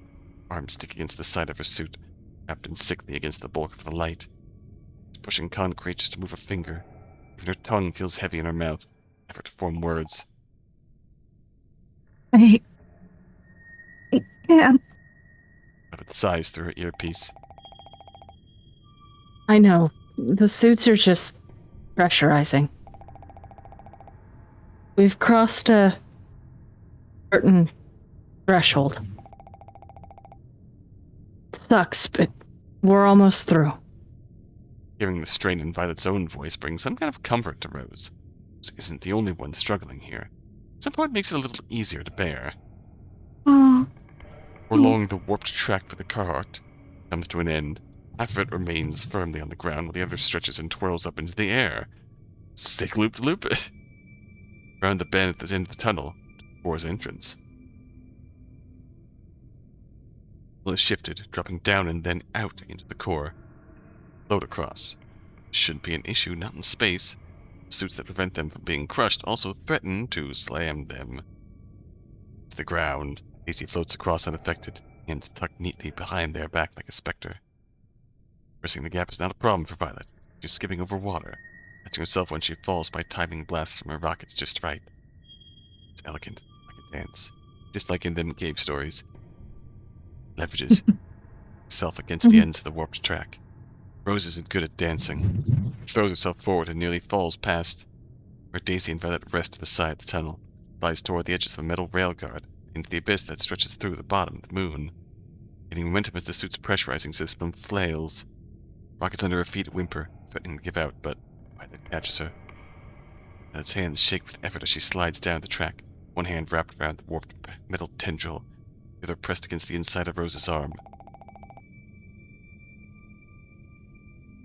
I could use some help here, Daisy. Oh, so now you want help. Daisy? Daisy is silent. Violet heaves, and Rose scrumbles up. Scrumbles. Good word. Crumbles. Very good word. Her rockets regaining their steadiness after a few moments. Only then do they catch Daisy's silhouette and what lies beyond them through the gap in her chest. Ooh. In the moon's celestial bones resides the heart. Rose has seen diagrams of the heart. On paper, it has looked similar to every other piece of intelligent technology. A mess of wires and circuit boards, whirring to keep it alive. Save for the scale of it, probably couldn't pick it out from a scrap heap. That was then, this is now. Diagrams weren't even close. Intricate web of crisscrossing metal pathways useful on Earth during its construction, pointless now, led one's gaze up to the heart. Wiry skeletal elegance. Forms a pulsating network of veins and arteries, constructing the very marrow of the moon's metallic body, reaching out toward the core. None of them reach the heart. They all curl away before they get close. The heart is cradled in this network, swirling debris only accentuating how plain it looks compared to everything else. It's a white hole against a painfully textured background. As if someone punched a hole. Photograph. Utter void of white. Silent and broken monarch. Utter void of white versus the eerily white Daisy with a utter void in their chest. Oh. There's only one other place Rose has seen something so ethereal. Yep. Daisy, is that yours? Daisy's gaze has not left the heart. Her expression remains the same as ever, a clinical smile and a vacant lack of distress. Yes. So you're broken? Violet's voice is thin from the pressure. Daisy doesn't have the presence to even hum an acknowledgement. I see. Yes. I am broken. In retrospect, it's obvious, the gaping hole in Daisy's chest. Given how humanoid they looked in every other aspect, it should have been plain to Rose that this wasn't normal. Daisy hadn't mentioned it, and Violet hadn't either. Foolishly, Rose had assumed it was how they were meant to be. Just like Rose had grown used to the hole in the moon, so too has Daisy grown used to the hole in their chest. They carry a It's scar. so easy to get used to things if you think they're normal. Right. Yeah. You only carry a scar for so long before it becomes just another part of your body. Like, yeah, if they want to ignore it, they don't draw attention to it, you just don't ask. It just becomes normal. Daisy. Daisy flinches from Rose's hand, flickering. Her body is translucent in uneven blotches. And now they hold their expression as perfectly as ever. Oh, I am broken. hold their eyes. The heart fell out of me. It broke because of me. Why did it fall out? Why? They are cut off by their own shudders, the violence of their shaking in stark contrast with the only expression they seem to know how to make. Daisy. Dr. Rain would know how to fix this. She knows how to fix this. She would know. She... Not... No. Dr. Rain is... Uh-oh. Oh. I am broken. God, the heartbreak. First time it was a statement, a detached and impersonal fact like reciting from a textbook. Now, realization wavers in their voice. Think 3, 5, 12 times. Rose can practically see the frantic computations spinning behind their eyes. This is an error Daisy can no longer dismiss. Rose thinks about reaching out, but before she's able to, she's pushed back. It is all she can do to hold on to Violet and not spiral down below again.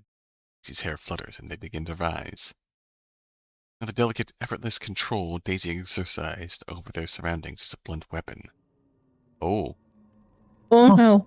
Chunks over the moon and lost scraps of metal no longer drift aimlessly, swept up in the invisible current of Daisy's touch.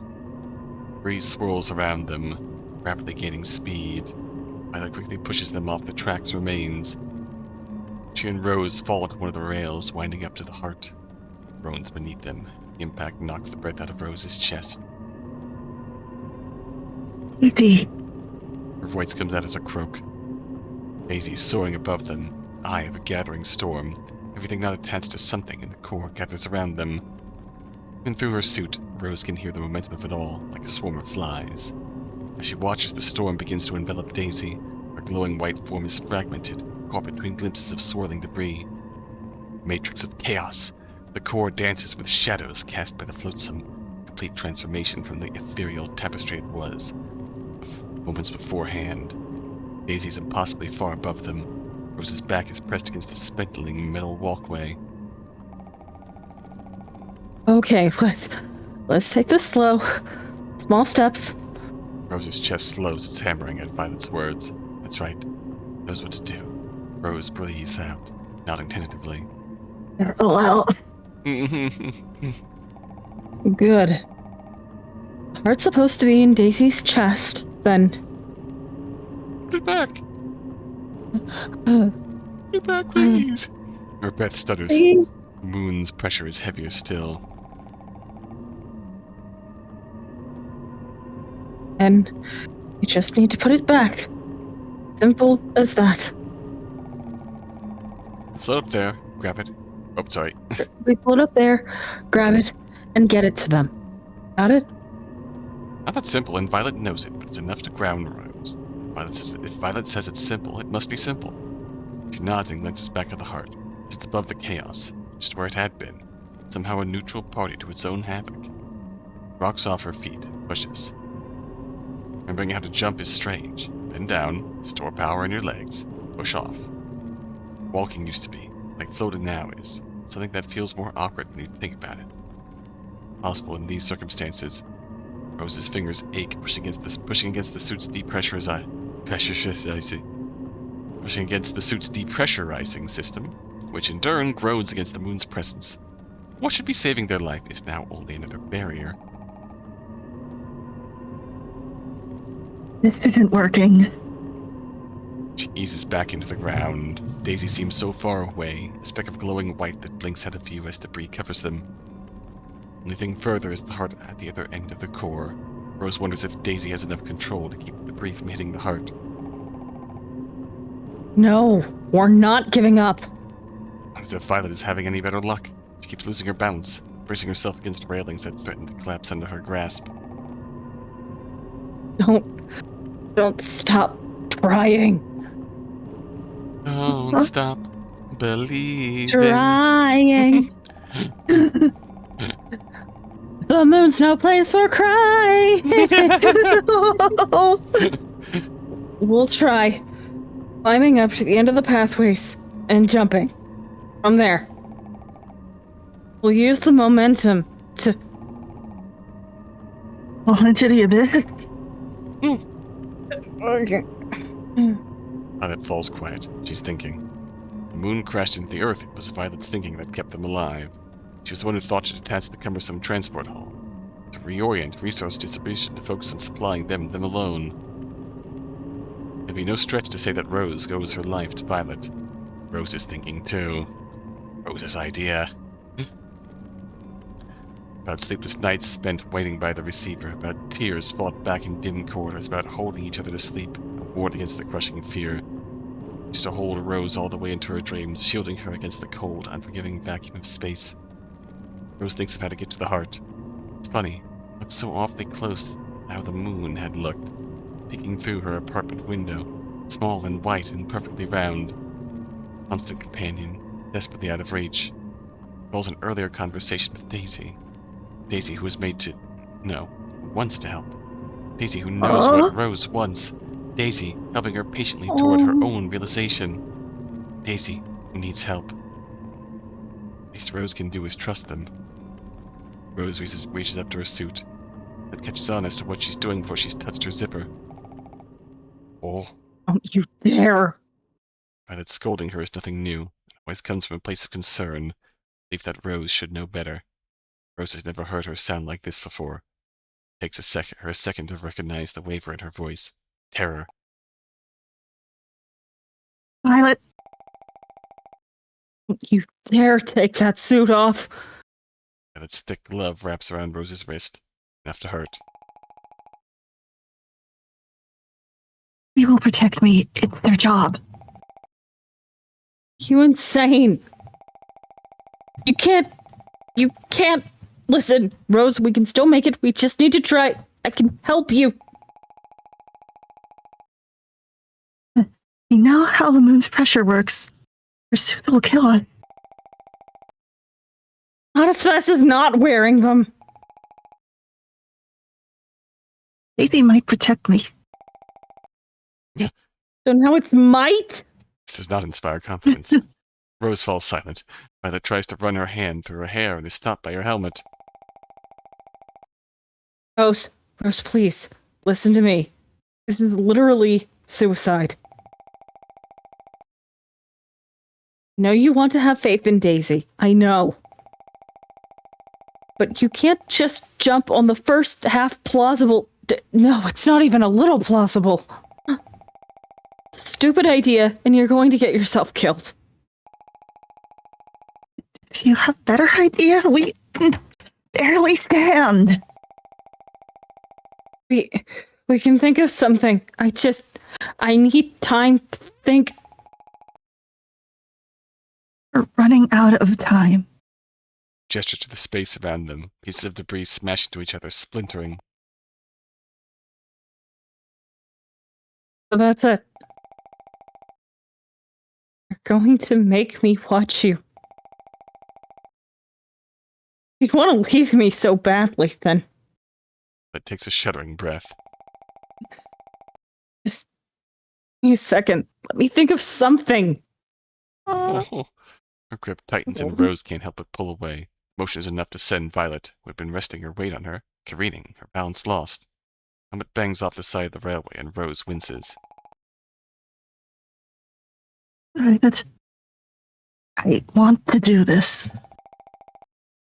You want to kill yourself. Trust me, Rose. Please. Daisy wasn't protecting you before, and they're not going to start now. I know you're delusional about Daisy, but... Do you really think that's it? She can't keep the incredulousness out of her own voice. Rose, if you trust me, if you care about me at all, you won't do this. You won't make me watch. Girls are experiencing. I trust you, Vi. You know I do. I always have. I care about you. I love you. Violet blinks hard. Rose, But you're wrong about this. Daisy has helped me. You've helped us. Even now, I know they're helping us. Look. Rose gestures at the storm. Not a single piece of debris has hit us. You see it too, right? Everything's moving in one direction with parabolic trajectory. The way the light is diffracting.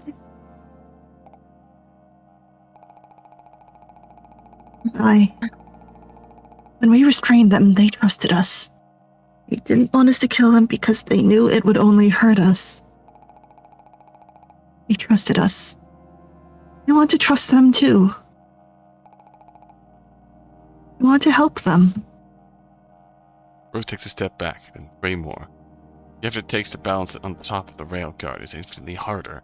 She manages, keeping Violet in her sight the entire time. wait, that's...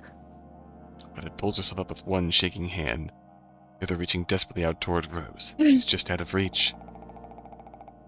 so cruel. So cruel, it's insane. You can't just say that. Aren't Her breath catches. you scared? The light, sure, but we don't know. You can't just... Rose's bunny falls out of Violet's pocket. Oh, Rose moved it from her internal suit to the shell when they left the rail cart. So small. Rose made it because she had wanted to. She liked doing it. Pauses in the air for a moment before being swept into Daisy's swirling orbit. In seconds, it's nothing more than another colored speck in the void. Its hand rests in the space where it had been. Yeah. I'm scared. Rose! All Rose can hear is the soft hiss of air escaping her helmet.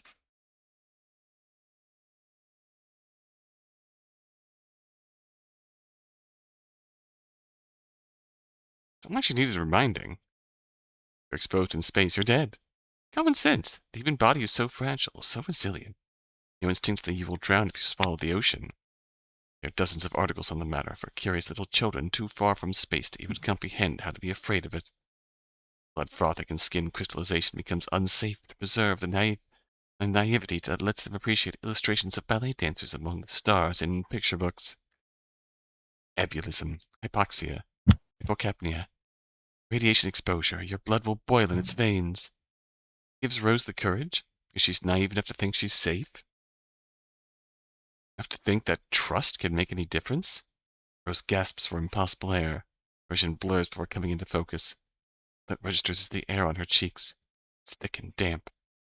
Like the heavy humidity of a summer day than the freezing expanse of nothing she's come to expect. Humidity is far kinder than the 1,000-odd degrees Celsius she knows the air should be. Daisy. Does Daisy even register it? They're protecting Rose? Does it matter? Chunks of the moon and metal whiz by Rose's face. Remnants of Daisy's chaos. Pockets of space they create leave cool echoes against her hot skin. Don't hit her. She can feel Daisy's care around her. Guarantee of their love keeping her safe. Helmet off, the rest should be easy. Can't be Daisy speaking. Daisy's the nucleus. Hands covering their face and the hair whipping wildly in the wilderness core. Windless core. Perhaps their voice is a final delusion before death. She doesn't mind it. It's a lovely last dream. Pushes on. Rose's hand reaches to the back of her neck. Her fingers, clumsy in the thick fabric, struggle to find hold. And with a soft click, she feels her helmet fall away. Shedding her suit is painful, freeing. Ripping off an old band-aid. She has to pull her arms out. One, the other, its rapidly depressurizing system. The outer layers are gone first, stiff plastic and metal frames slinking off. With them fall her flashlight, spinning wildly into the dark before Daisy's torrent picks it up. Her radio and her useless oxygen tank join it soon after, the latter hitting a piece of floating debris and puncturing, imploding in on itself, letting a gust of hot air into her bare face. Even if it doesn't kill her, the shock of it all should at least be painful. But it's not. Painful.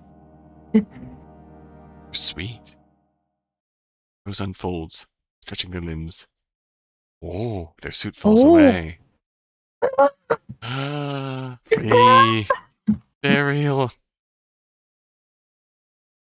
There's no Here wind in they are. space to blow away the very first footprints left on the moon by those earliest explorers. When the sun is out, Rose looks over the satellite's window. A certain time, at a certain angle, the sun casts a shadow and Rose can make out the remains of prints left behind. Though they seem permanent, they're not.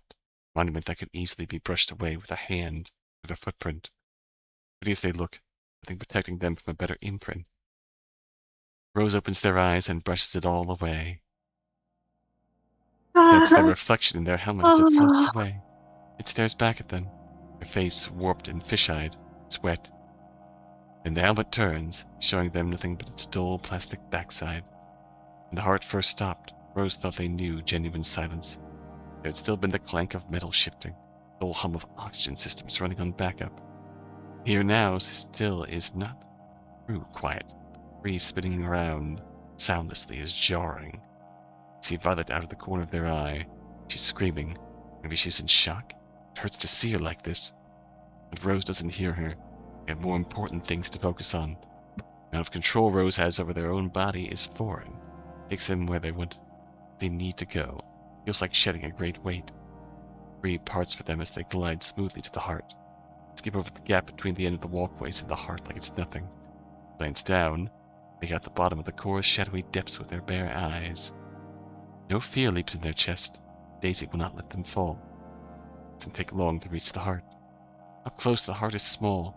It's made with the same stuff Daisy is, white and emanating a soft glow. Oh. Like Daisy, however, it is not clean-cut. Appeared to be a perfect sphere from afar. It's covered in cut wires and dull bumps. Drops of fluid leak out of dribbles falling upwards. Not falling. Torn out. Torn out when Dr. Rain died? Oh. Yeah. A heartbreak. Yeah. Rose reaches out. The rest of Daisy it's cool to the touch. Need to untangle it. Good thing they're good with their hands. Rose knows they are good at this. They trust their body, their fingertips, and they begin. Each motion is deliberate. Fingers navigating the web dexterously without the cumbersome gloves in their suit. The heart is not easily freed. Anxiety that they shed with the suit returns, creeping through their chest. They pinch too hard and one of the wires falls to dust under their grip, trickling down into the heart. We're stopping just short.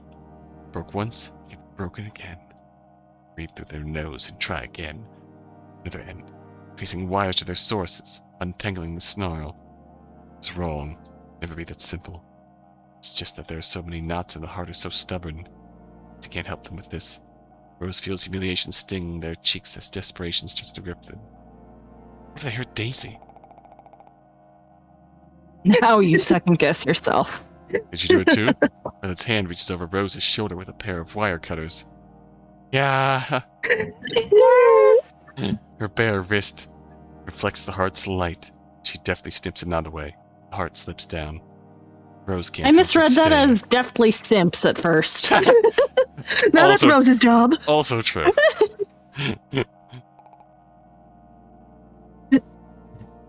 Also, the stripping away the spacesuit, the ill-fitting spacesuit that they needed to Yeah. interact with the world. Yeah. Yes.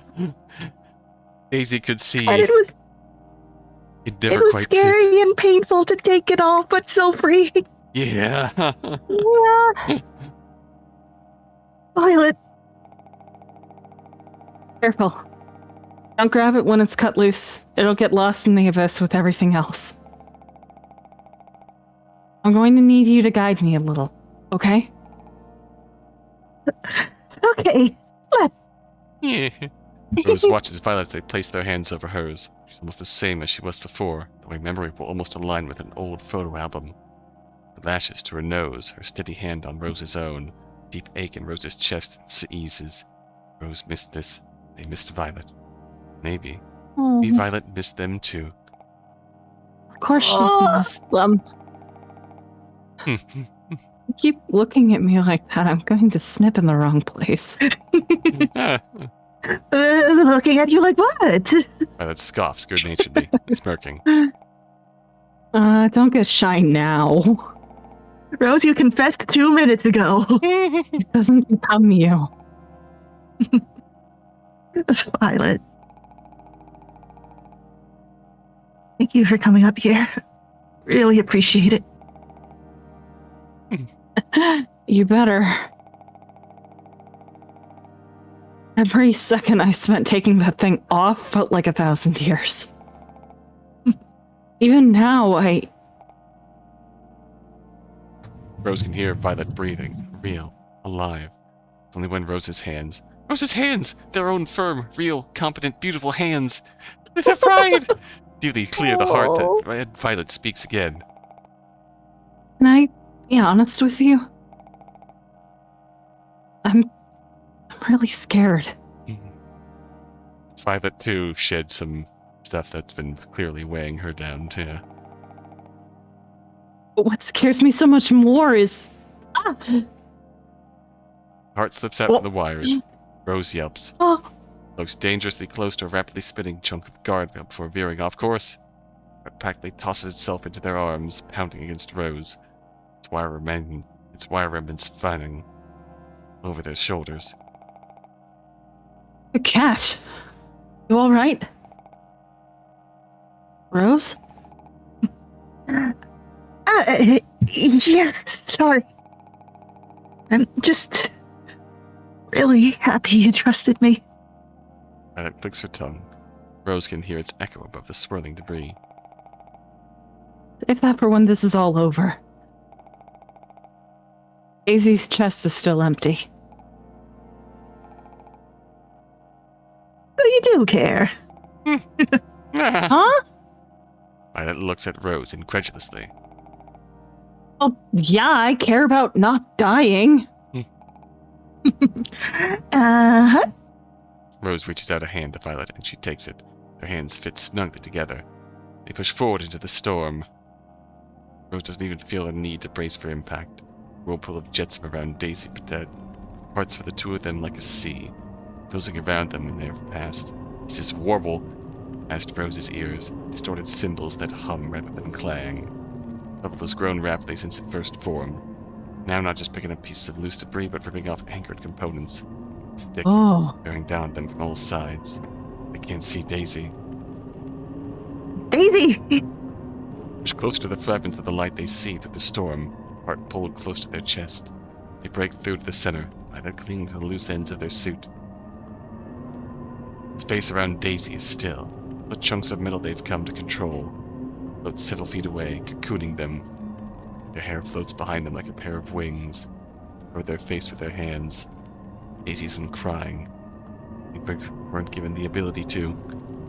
Supplied with functionality to feel loss, so that they are motivated to avoid it, given nothing to understand grief.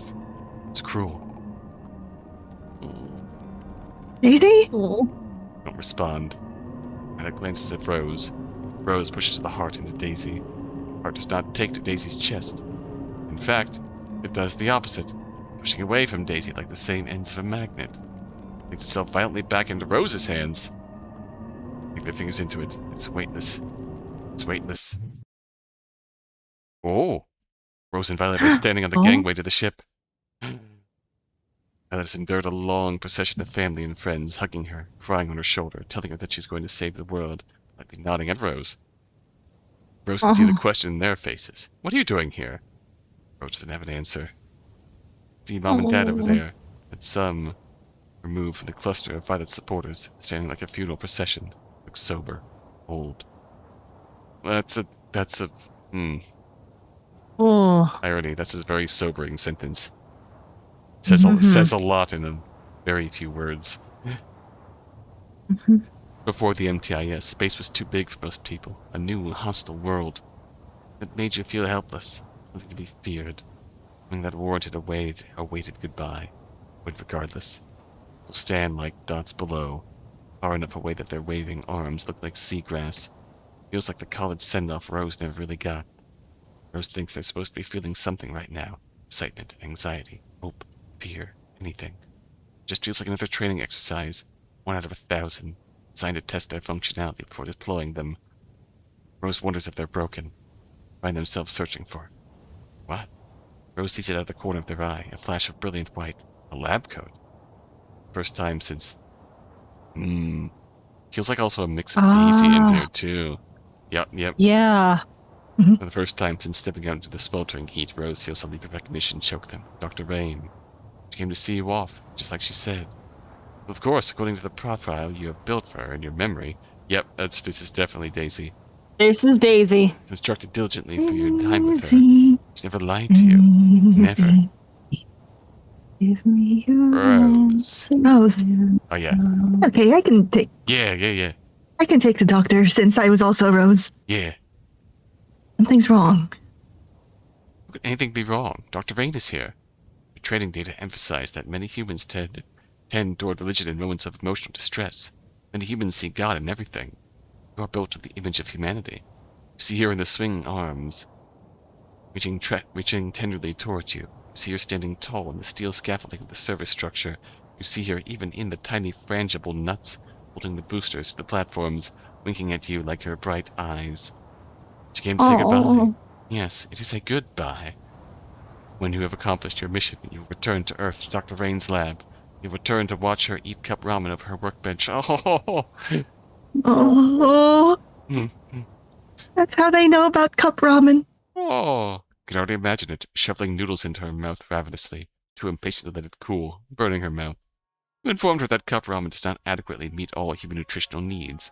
It lacks critical micronutrients and contains excessive amounts of sodium.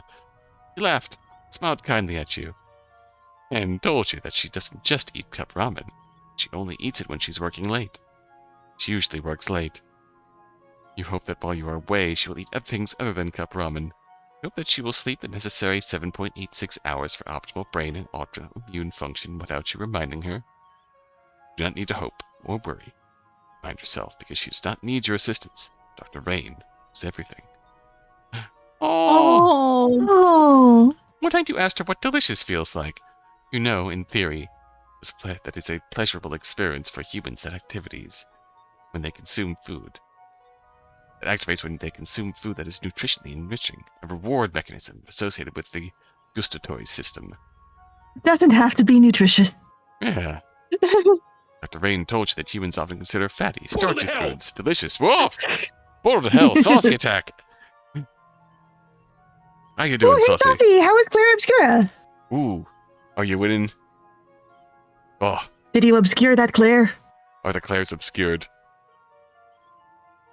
Hi, Saucy! Goddamn hot. Goddamn hot. Goddamn hot. Where's that Anastasia picture from Fate Grand Order? In our hearts. In our hearts. Goddamn our hot. hearts. Goddamn hot. Goddamn hot. Oversized feather duster kicked my ass for a bit that I booped it on the nose. Heck yeah. Nice. Hate it when that happens. Me when I try and dust anywhere in this place. Just how it goes sometimes. Just how it goes most of the time. Dust attack is endless. Oh no. Oh, a computer's melting though. Melting Oh no. computer. Oh no. Oh. Yeah, that also happens when I try to stream VR during the summer. Oh. Oh. Try. Bad news bears. Yeah, my Anyhow, we're in the end game of Moon Yuri. Yep. We have reached the peak of Moon Yuri. Rose has come out. Yeah. Yeah. Are done. Achieving their true self. So proud of them. Yeah. Proud of them. Also, thank you for the goddamn hot. Yeah. Just kept going. The game was lagging more than usual and did crash. Oh no. Yeah, that's Oh dear. that's Yeah. that's a goddamn hot crash there. Mhm. Feel that. Mhm. Like, it's still listed as Yuri on the game page, so I suppose Rose still considers it Yuri. Honestly yeah. true. It can be Good for eerie. them. Moon Yeah. Moon with a broken heart. There's so much lightning here, they assume it was raining, which is oh god, yeah. Why is it so It hot? rained for Unfortunately- 10 minutes here yesterday. Hot rain sucks. It Unfortunately, didn't help rain very does much. not take away temperature. Yeah, there it is. Messed up. Goddamn hot. Makes me want to say the F word. Fuck! Ah. Thank you. One moment, please.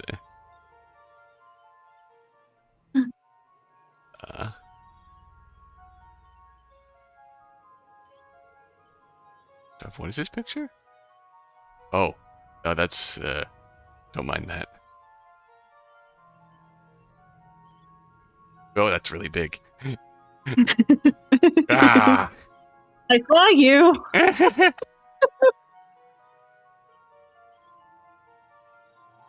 Goddamn hot. Goddamn hot. There we go. Goddamn hot. So true. Anyways, Dr. Rain told you that humans often consider fatty, starchy foods delicious, despite not being most advantageous for absorbing vitamins and minerals. When you pointed the latter out, she seemed to hesitate for a moment before shrugging, smiling again, like you had just told her a joke. You were not intended to tell her a joke. Waited for an explanation. Eventually she told you that sometimes humans want things they know are not good for them. Asked her if you could ever feel delicious. It was quiet for a long time. You have learned there are many, many things you do not understand about humans. Many things you do not understand about Dr. Rain. You do not understand why she looks sad at your question. You are concerned that these gaps in your functionality will hinder your ability to provide assistance. According to your knowledge banks, many violent conflicts between humans are a result of disagreements regarding the character of God. Multiple gods. This is because humans cannot interface with their gods the way you can interface with Dr. Rain. Oh. You think it is perhaps a good thing that there is only one of you to avoid the possibility of such internecine conflicts. What is that word? God. I'll look it up after stream. I got jump scared by goddamn hot again. I clicked off of OBS. Of relating to or involving conflict within a group. Ah, that tracks. Usually destructive. Most Yeah. often applied to warfare. I see. So like Steven and the Stevens. Steven and Steven and Steven. Like the Josh Steven. fight. 500 Joshes. I don't even know the context of the Josh fight, but I just imagining. No, you're Dropouts. right. It's 500 Joshes. Oh, It's- understandable. It's just a bunch of Joshes.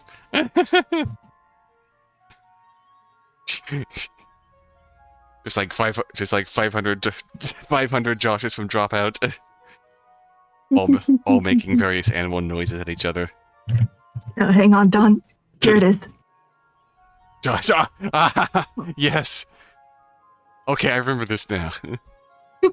We fight. Whoever wins gets to keep the name. Who knows has to change the name. You have a year to prepare. Good luck. This is internecine conflict. Interjoshing. Dr. Rain told you that when you return, she will make some modifications that will allow you to taste the feel delicious. Dr. Rain told you that the heart will provide for the physical and nutritional needs of the individuals on the ship. The heart will allow humans to survive. But it is you that will maintain the mental well-being of the crew. It is you that will allow humans to live on the satellite. Dr. Rain said this with emphasis on the word live. Not just survive. Not just survive. You asked her the difference between survive and Oh. live. Your linguistic database, the two are synonyms. After a long time, she told you that to live, you must feel. To survive, it is better not to feel. Told you by many humans are forced to merely survive. So Rose and Violet were definitely surviving Yeah. for the better part of the year. She told you that it was her hope that she would be a surrogate heart. At your puzzled expression, she clarified that she did not mean that she would simply provide cardiac and life support functionality, that you would help humans to feel. I don't understand this. Oh. According to your knowledge bank's feelings, neurophysiological processes are conducted entirely by the brain and not the heart. I wanted to ask her about it, but it was late. You could see her head drooping down onto her workbench. She kept the lab cold so that adhesive would set faster. Brought her a heat blanket, draped it over her shoulders. Oh. You would not know that you would not see her again for decades. Not see her before she... No! Rose. Rose. Oh, that's you, yeah. Oh. Sorry, you're No. Dr. Rain. No, this is Violet, I think. Yeah. Rose. Never asked her. You should ask her when you get back. Dr. Rain knows everything. Knew everything. Knows everything. Now below there's a sea of white, all Dr. Rain, and you can see the glint of her glasses. She is here. Was here. Was here. Was here. Someone grabs your shoulder so hard they hurt. Hurt? It cannot hurt. You do not have pain receptors. You do not have a human brain with the capacity to feel hurt, or to feel delicious, or to feel when feeling is not appropriate for the context of your mission. You cannot feel. You cannot understand the hands on your shoulders. You cannot understand that Dr. Rain was. You cannot. Rose, look at me, please. Oh. Rose takes You a deep... gotta. Hey, Chris, have you ever played Refined Self? I don't believe I have. You should. If you will Rose, find I'll this be feeling. lost in the data sauce. Yeah. Rose takes a desperate, gasping breath like they've just surfaced from water. It's Violet standing in front of them, looking pale and stricken, more scared than Rose has ever seen her look before. Her suit still clings to her unnaturally like a beetle shell, half shed. Looks uncomfortable. Violet notices it. She does not acknowledge it. What? They just... Hey. This is our memory. It was before we left and we were standing here on the gangway. Oh no, we're going deep. Going very deep. Right? Looks unsure. They're still on the gangway, but nobody stands below them now. It's soundless. No wind whistling in their ears. silent like the vacuum of space. The platform is illuminated by floodlights, and the night sky is filled with stars that are visible from no place on Earth. But it's wrong somehow. Like I'm feeling these emotions that aren't mine. And I saw Dr. Rain. Yeah. Yes. I felt like I knew her. I remember being in her lab, even though I never... It occurs to them at the same moment. Rose can see Violet's eyes go wide with realization. Daisy. Violet's mouth opens and closes again like a fish out of water or a human out of air. It's not... This isn't like the last few times. I've had Daisy in my head, but this time I was in theirs. I told them not to do this. Violet, please. They could be dying out there. You say that like Violet. You say that like they have conscious control of that right now. Violet follows Rose's hand to where they're pointing. A small white figure sitting on the edge of the gangway, hunched over, huddling their knees to themselves. Oh. You are not dying. It's odd, hearing that reassurance from someone so frail. Their voice is ever the same. Now, it's a fragility, a desperation that wasn't there before. Slight enough that Rose almost missed it. Rose believes them. Violet takes a breath like she wants to say something, but bites it back. Sorry. Oh. Not yet. We still gotta get you fixed, though. We won't be alive for long otherwise. She's walking down the plank like she never left Earth at all. Her hand, held out casually. She's helping out a small dog or an old friend. Her posture is relaxed. Too relaxed at this moment. She's terrified. She's trying to keep it together. Daisy. Rose. How many times has Rose seen her like this since the hit MTIS? Shoulders thrown back, that projection of easy confidence. How many times has Rose taken it at face value? Let's get you cleaned up. I am broken. Violet isn't flung back. She isn't even teleported. Rose simply blinks and Violet's beside them again. Daisy seems even further away. Daisy. Why won't you... I am broken. Do not say it any more forcefully than before, but it is clear that the statement is not for their own sake. Simple emphasis of fact for those who are there, or whoever is there. I cannot be fixed. That's not your call to make. We're the engineers here. Neither of us are Dr. Rain, but we've never found a problem we couldn't fix. Violet begins walking forward once more, stubbornly. She glances back at Rose as she speaks, a certain fondness in her eyes. Every time she's looked at Rose like that, like they're the only two people on Earth, world, well, Rose understands now, with sudden clarity, how Daisy felt. That yawning loss in their chest. Violet says there's nothing we can't fix, and Rose wants to believe her with everything in their body. They step after her. Oh, you're approaching me? I can't give you a hug without approaching you. Yeah. The heart fell out. We just need to figure out how to put it back in. So long as you're keeping us safe, there's no rush. Can just... I cannot keep you safe. Gangway groans, its deep, made verbal. Rose wonders if it can crash and crumple in a dream. Dr. Rain made me. Dr. Rain protected me. I was created to help others. But I could not help her. Oh. I failed her. I cannot help her. And I cannot help you. Not anymore. The stars in the sky seemed to press in on them, pinpricks of white searing into Rose's vision. Daisy. Dr. Rain died of old age, right? He lived a long life. There was nothing you could have prevented. She was only human.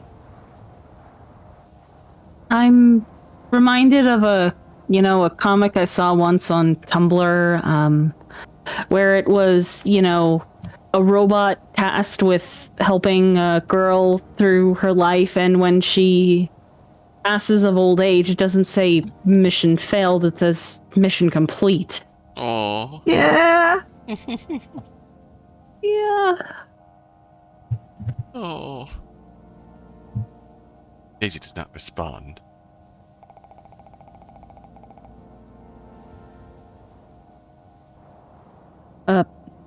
Sorry, Daisy. what? Do you really think you could have done something? Just drop the short story into group chat. You can read it later. Thank you. Hmm. I should not be affected. Curled in on himself. Affected by what? By losing Dr. Rain? Why not? That is not what I was designed to do. Yet. Daisy hunches further in on themselves like a mortally wounded animal, guarding the yawning space in their chest. I was built to make connections, to empathize.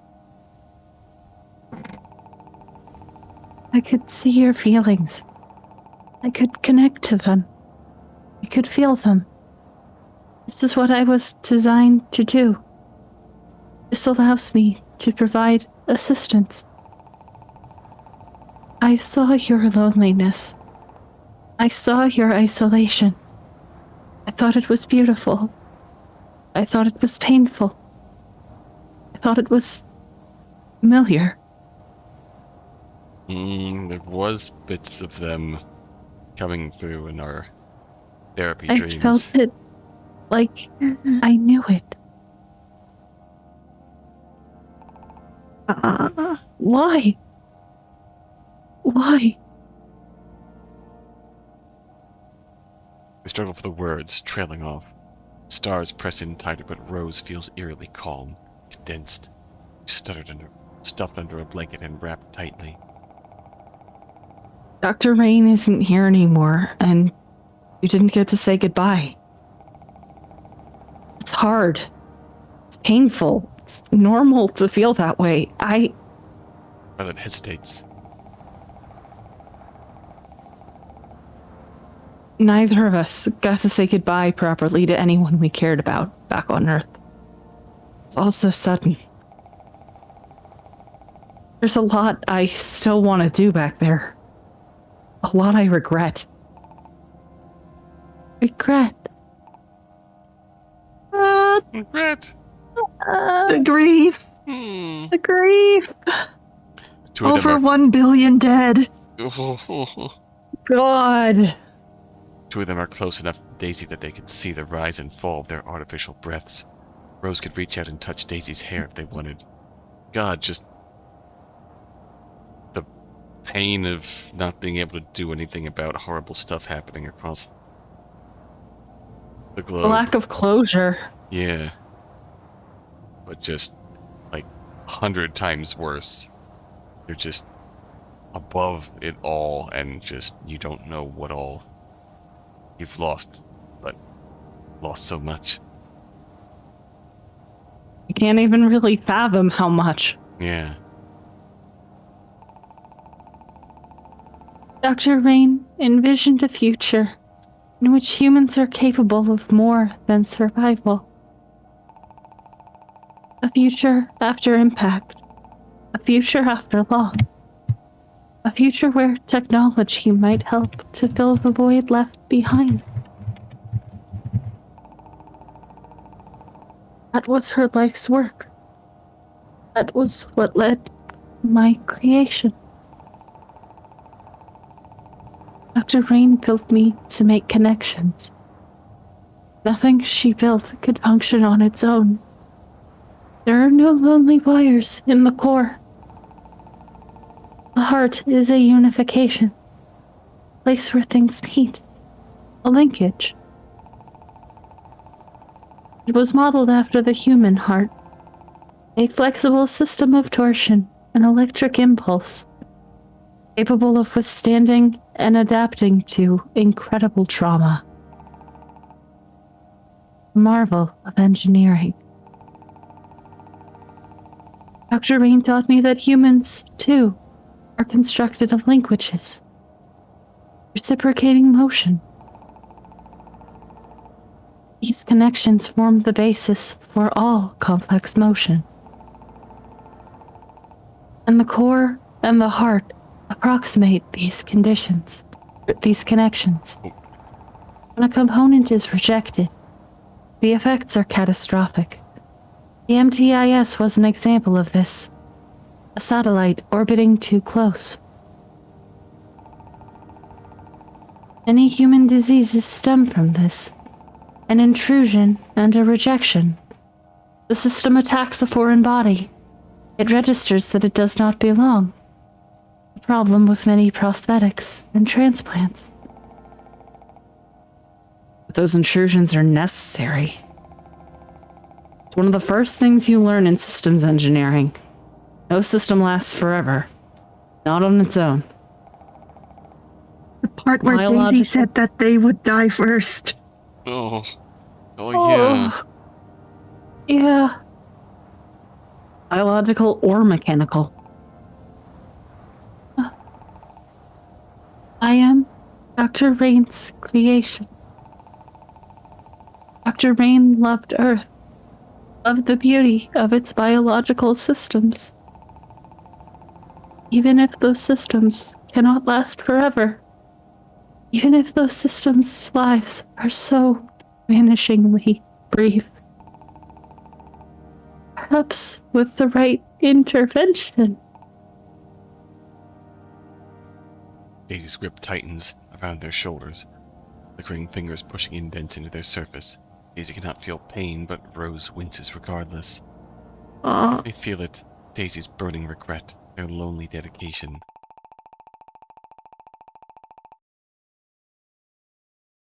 Okay, time for Saucy to go lay down, pretend to sleep, instead read the 100 girlfriends who really, really, really, really, really love you for a few hours. Hope the rest of the stream goes well.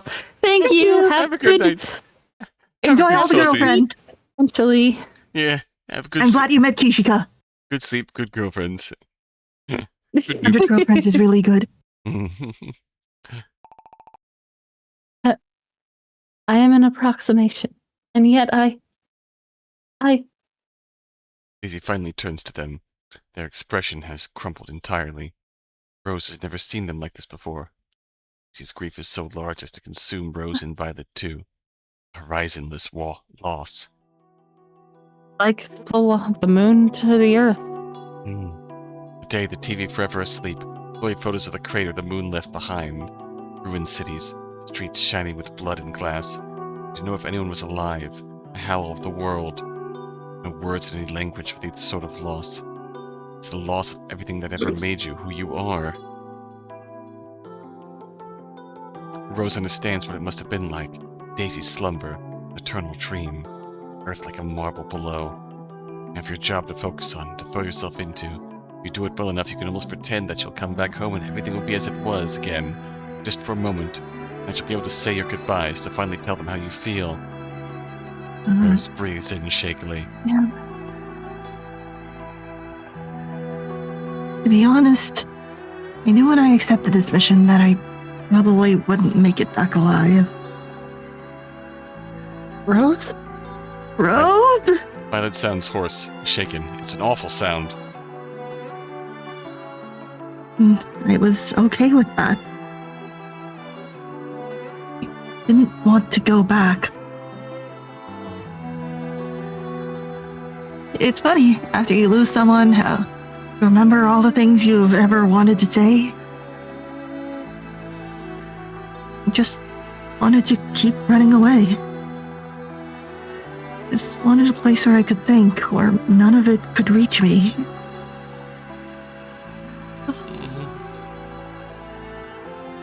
You know, you can't change directions easily in 0G.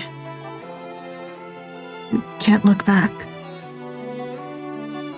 It's the most Rose has ever said in front of Violet about this. We don't really talk about the MTIS. Broadcasts do the talking for them. So this whole time we've been up here, you knew. You thought we wouldn't survive? That we'd never return to Earth? Violet's voice is still shaky, but the fear in her eyes is buried under fury now. Anger is a good look on Violet. As long as she holds on to that anger, Rose thinks she'll make it back.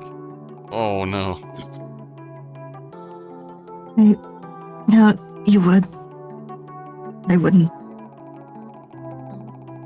You remember when we got chosen on Dr. Rain's birthday? I just knew that was it. Didn't seem like anything else could happen afterwards. Position dawns slowly on Violet's face. Daisy's head lifts. That and their expression too. Oh. You say it so quietly that it almost gets lost in the heavy press of the silence around them. Is that why you took off your suit? It wasn't about trust at all. You just didn't care if you lived or not. And that's why you told me that you loved me all those months ago. Ah, there it is. Isn't I'm in pain. Suffering, even. The stars sing with Violet's anger, echoing it all around. The emptiness of the dream, her hands spasm at her sides. For a second it looks like she might punch Rose.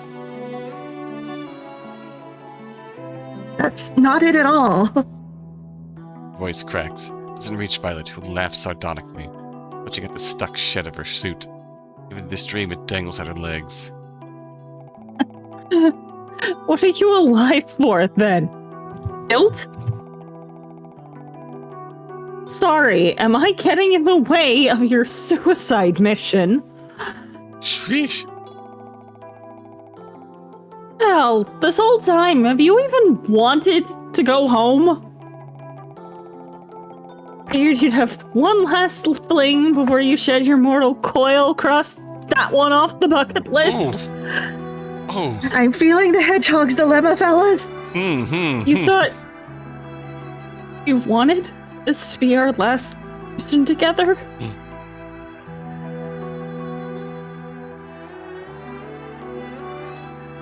Why wouldn't it be?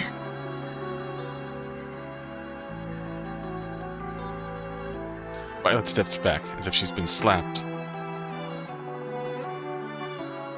Violet, no, you're capable of so much more than this.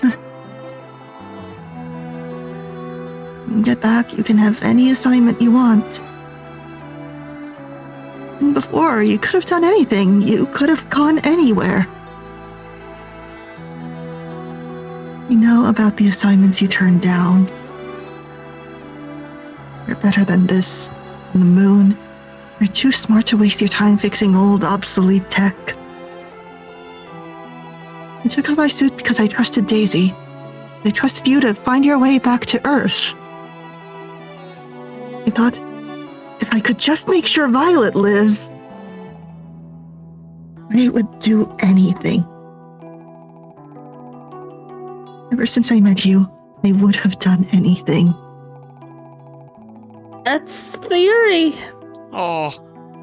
Are you feeling it? Oh. I sure am. I've wanted to take off the suit my whole life. Oh. Don't call me Vi.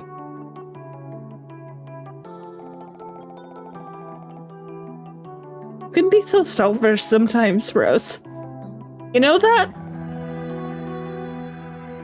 I've never met someone as cruel as you. Rose blinks. Those tears burn in their eyes. We thought they were prepared to hear this. I wasn't trying to. This just makes it worse.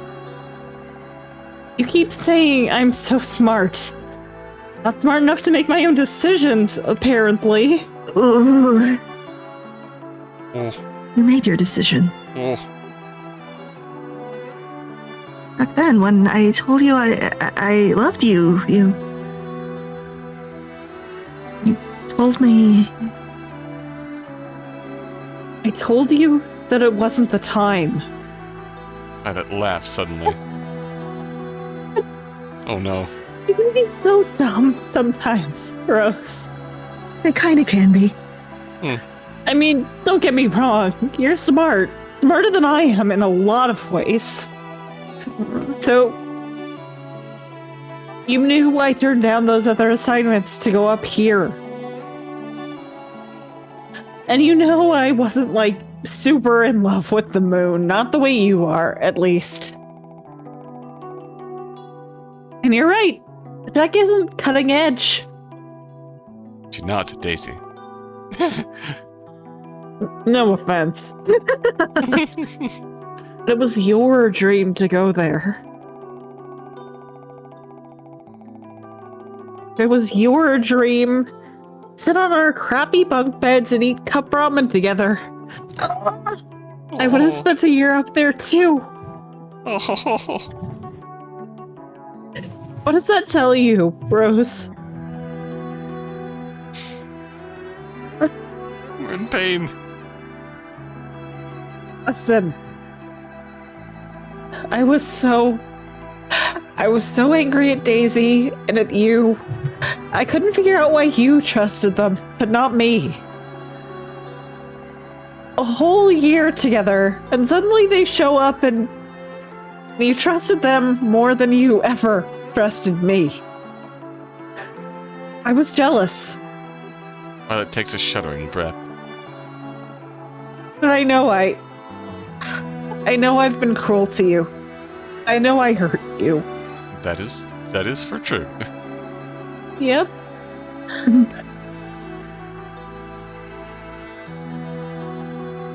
I was scared that we would hate each other if I said yes, if I told you. But you'd feel trapped. Oh. Oh. I guess I didn't trust you either. I didn't want to screw it up. I just needed more time.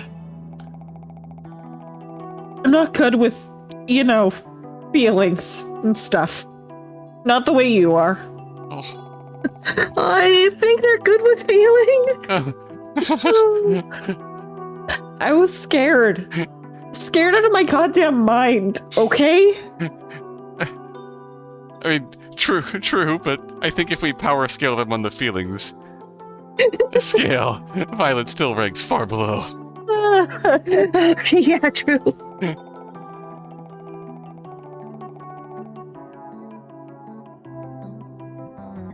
I was scared of taking off my suit, too.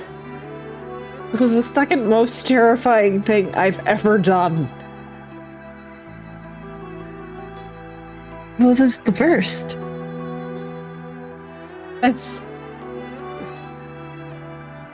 Takes Rose's hand, letting go of the rest of her suit. Oh. I like you. A lot. I don't want this to be our last mission together. Ever since I met you, I wanted to tell you how I felt. When the MTIS happened, I realized that I didn't want to die wondering. I was so scared, Violet. I thought that if it was us down there, if I never told you how I felt,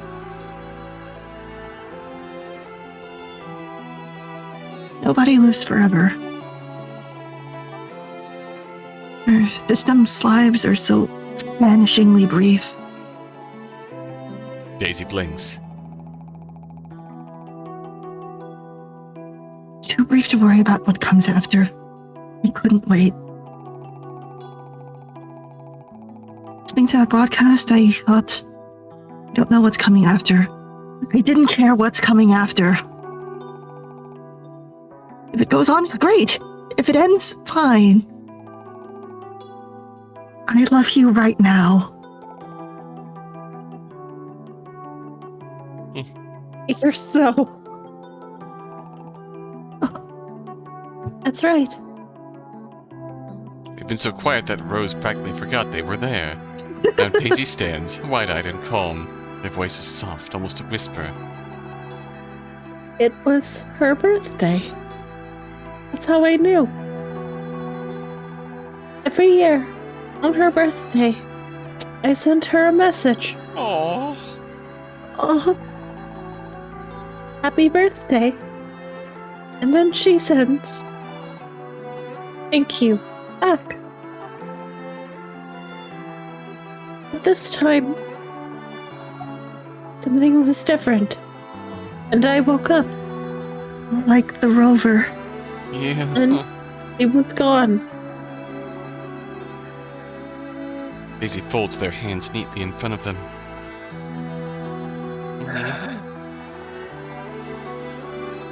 Dr. Rain is not here. But you two are. I want to live with you two. Right now.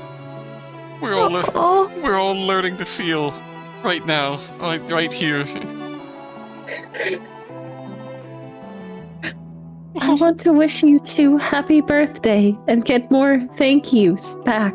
Oh. Until you are gone, I want to live with you. Rose squeezes Violet's hand. I don't want this to be our last mission either. Violet, you're more optimistic than me. I couldn't believe in things like the future. Mm. I want to. I want to have enough faith in myself for that. For now, can't I believe in you two? Violet's brow furrows.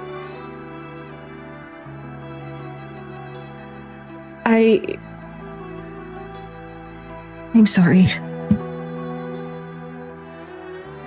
You took off your suit because I did. I didn't want to push you. I never want to push you, Violet.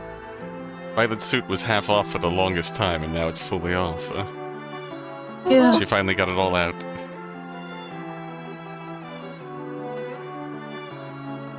I didn't want to leave you behind. Violet's fingers curl around Rose's. But I will. Or you will. Eventually. You know that. But for now... Pick up Daisy's hand, unfolding it gently. The hostility and the chaos from earlier still lingers, orbiting them. But here they are safe. They are together. Rose holds on to both of them, stubbornly, selfishly. Something in their chest finally clicks into place. The Earth needs the moon.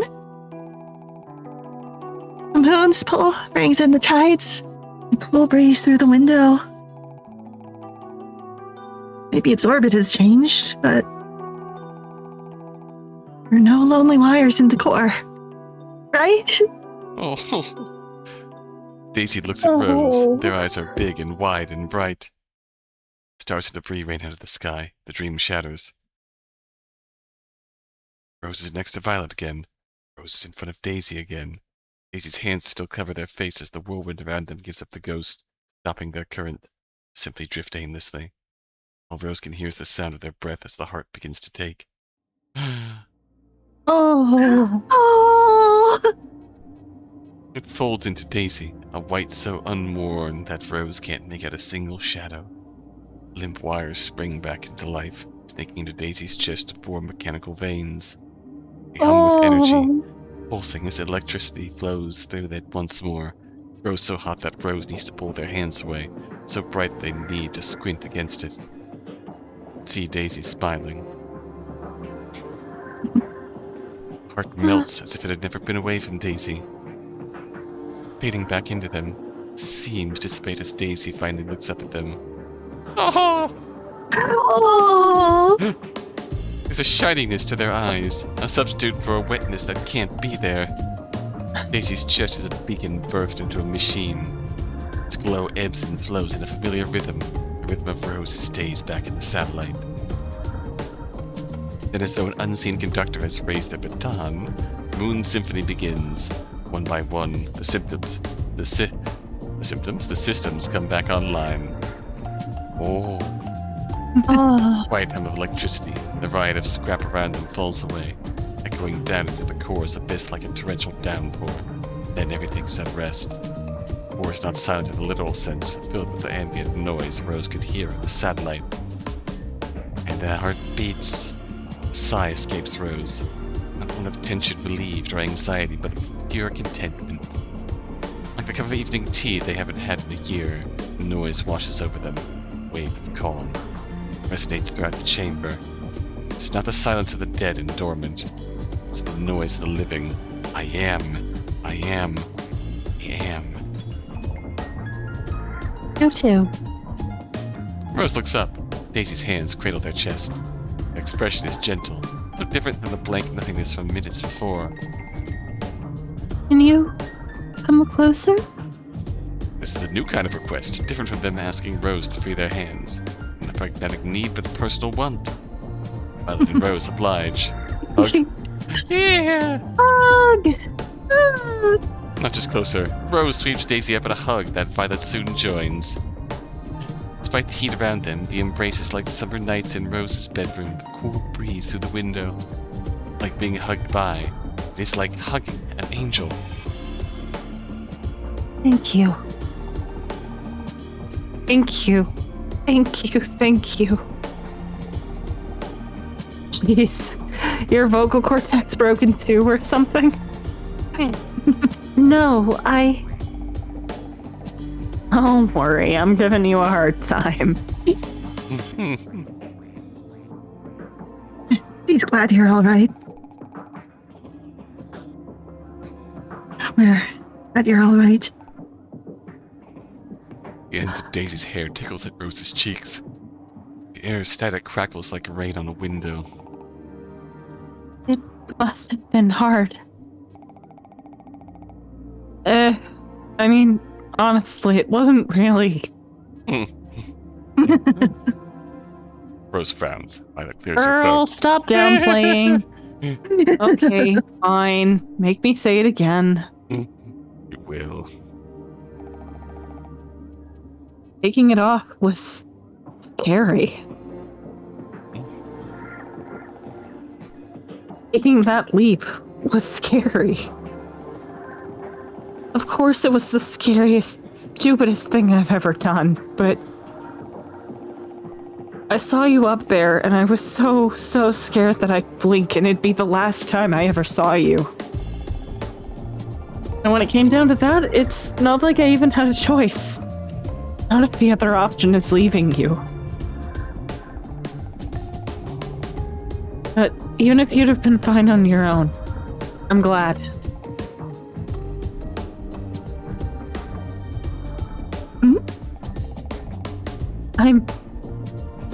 I'm glad I stepped out. Then I am very happy. If this resulted in something good for you two, then We did it for you. They bite back what they want to say, the words that almost come tumbling out of their mouth. Violet scoffs. She knows what Rose is thinking. She sees them now. Really sees them. The way she saw them that very first day. I trust you too. But please, seriously, don't ever put me through that again. Promise me? Okay. Taking that leap. Living in the ground. Living in the future. Against all odds. Rose can do that.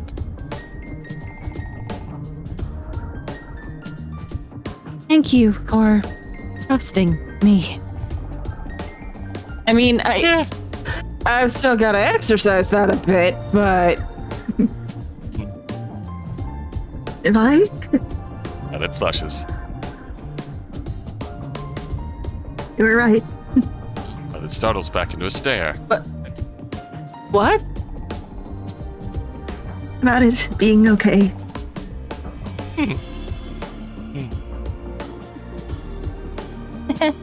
In several Sorry. minutes, and they'll remove themselves from their embrace. They'll wipe their tears and figure out the logistics of things, how to return to the rail cart, how to return to the satellite, how to report this to home base, how to deal with Daisy. These are minor hiccups to work out in the future. They have decided for themselves. Rose is anxious, but they're not afraid. Already taking a step through the terrifying ordeal of being themselves. Anything else? They have Violet and Daisy. Do all their stomachs Terrifying still turn? ordeal of being known, even to yourself. Truly. All their stomachs still turn? A bit. But it's not want to have any more negative regrets. Rose does not want to dwell back with the future. One of them. Neither of them want Daisy to be lonely. They've learned all the love the moon has to offer. All the love the moon deserves. The heart beats. It's inside, too. Moon. It's beautiful. Oh! Thank you, Team Cetacity. Oh, Game's wonderful. oh, that was beautiful. Seems so good. Oh, man. Uh,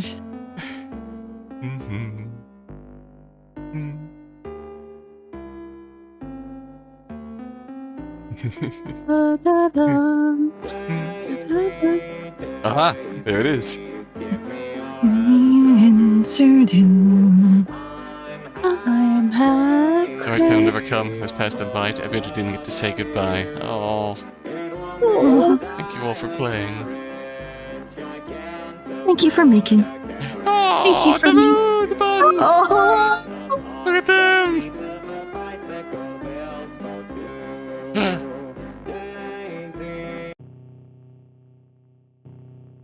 Oh, The moon really is beautiful tonight. real. See this secret hanging around here.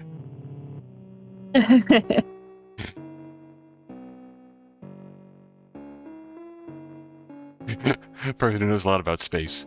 Person who knows a lot about PC 98 games. There. Oh, new soundtrack, notably new renditions of Daisy Daisy. Mixing the Oh. Mooga Dims. Oh, to admire the moon. Toba Syndrome. It's cool. Yeah. Toba Syndrome's a good site. Really was a good idea to bring back the Heaven Will Be Mine team. Yeah. Yeah, This was very fitting. Very good. indeed. Oh, man. Game's gorgeous. Yeah. Seems wonderful. Man, that hit in the... Oh, Oh, yeah. that hit in the... every possible angle. Yep. So many angles. God, Rose's story is really... Yeah. Oh, the bunny in the bunny in the. Oh, yeah. A bunny Yeah. in the moon. I am curious, though. Did Daisy find and give back the bunny? I'm sure she did. Or I'm sure they did. How you doing, Chris? Yeah, that was reading the lines, but that wasn't really acting all that Yeah. much. And I got a feeling. Yeah. Oh, I love it when the game hits me in the... Yeah. It's a beautiful catharsis. Yeah. You know what other game has catharsis? As you know, the Caligula effect too. Now available on Switch, or the Nintendo Switch, Steam, and the Epic Games Store. I hope you enjoy it all. Yeah. Hope you enjoyed our trip to the moon. Yeah. Wish we take Who's still on at this time of the Moon's night? Moon's gay. Super gay. Okay. There's Starry Bunny Boy with Devil May Cry 4, Opalu VA with Ooh. Limbus, KL with and someone else with We Were Here Tomorrow, and Don there's Don a new Patapon We Were with Here? oh wait. Oh, shoot, that guy. Ah. We were here? Were we here? We were truly here. We were here. We were, but were we there?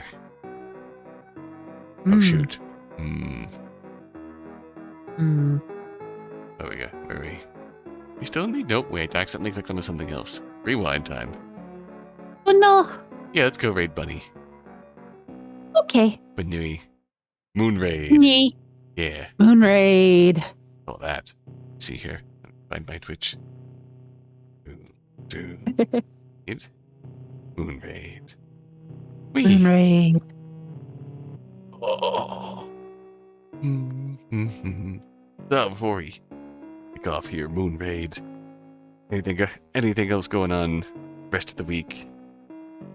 Are you streaming Thursday? Oh, that's Yep, tomorrow. I'm going to be finishing Artanelico. That's today. Oh. Our Artanelico. I understand that I've said that I will be finishing Artanelico Wrong. for the past month, but please understand. This is true. I very much Game is just like understand. that. The game just is that way. I need to Yes, craft. Real. Honestly, that's Very probably real. honestly that's better than me who keeps saying I'm going to finish Demon School, but other things keep coming up. One of these days. Just vibing. Hi, Super Twin 19. Twin. Hope you enjoyed. Hope you enjoyed the moon. Moon's Day. Moon's super gay. Glad you're here. But yeah, I might more reliably come around and finish Demon School once I'm done with Sanctuary. Or at least once I've got it I'll in place for eventually get final it testing. together. I believe in you.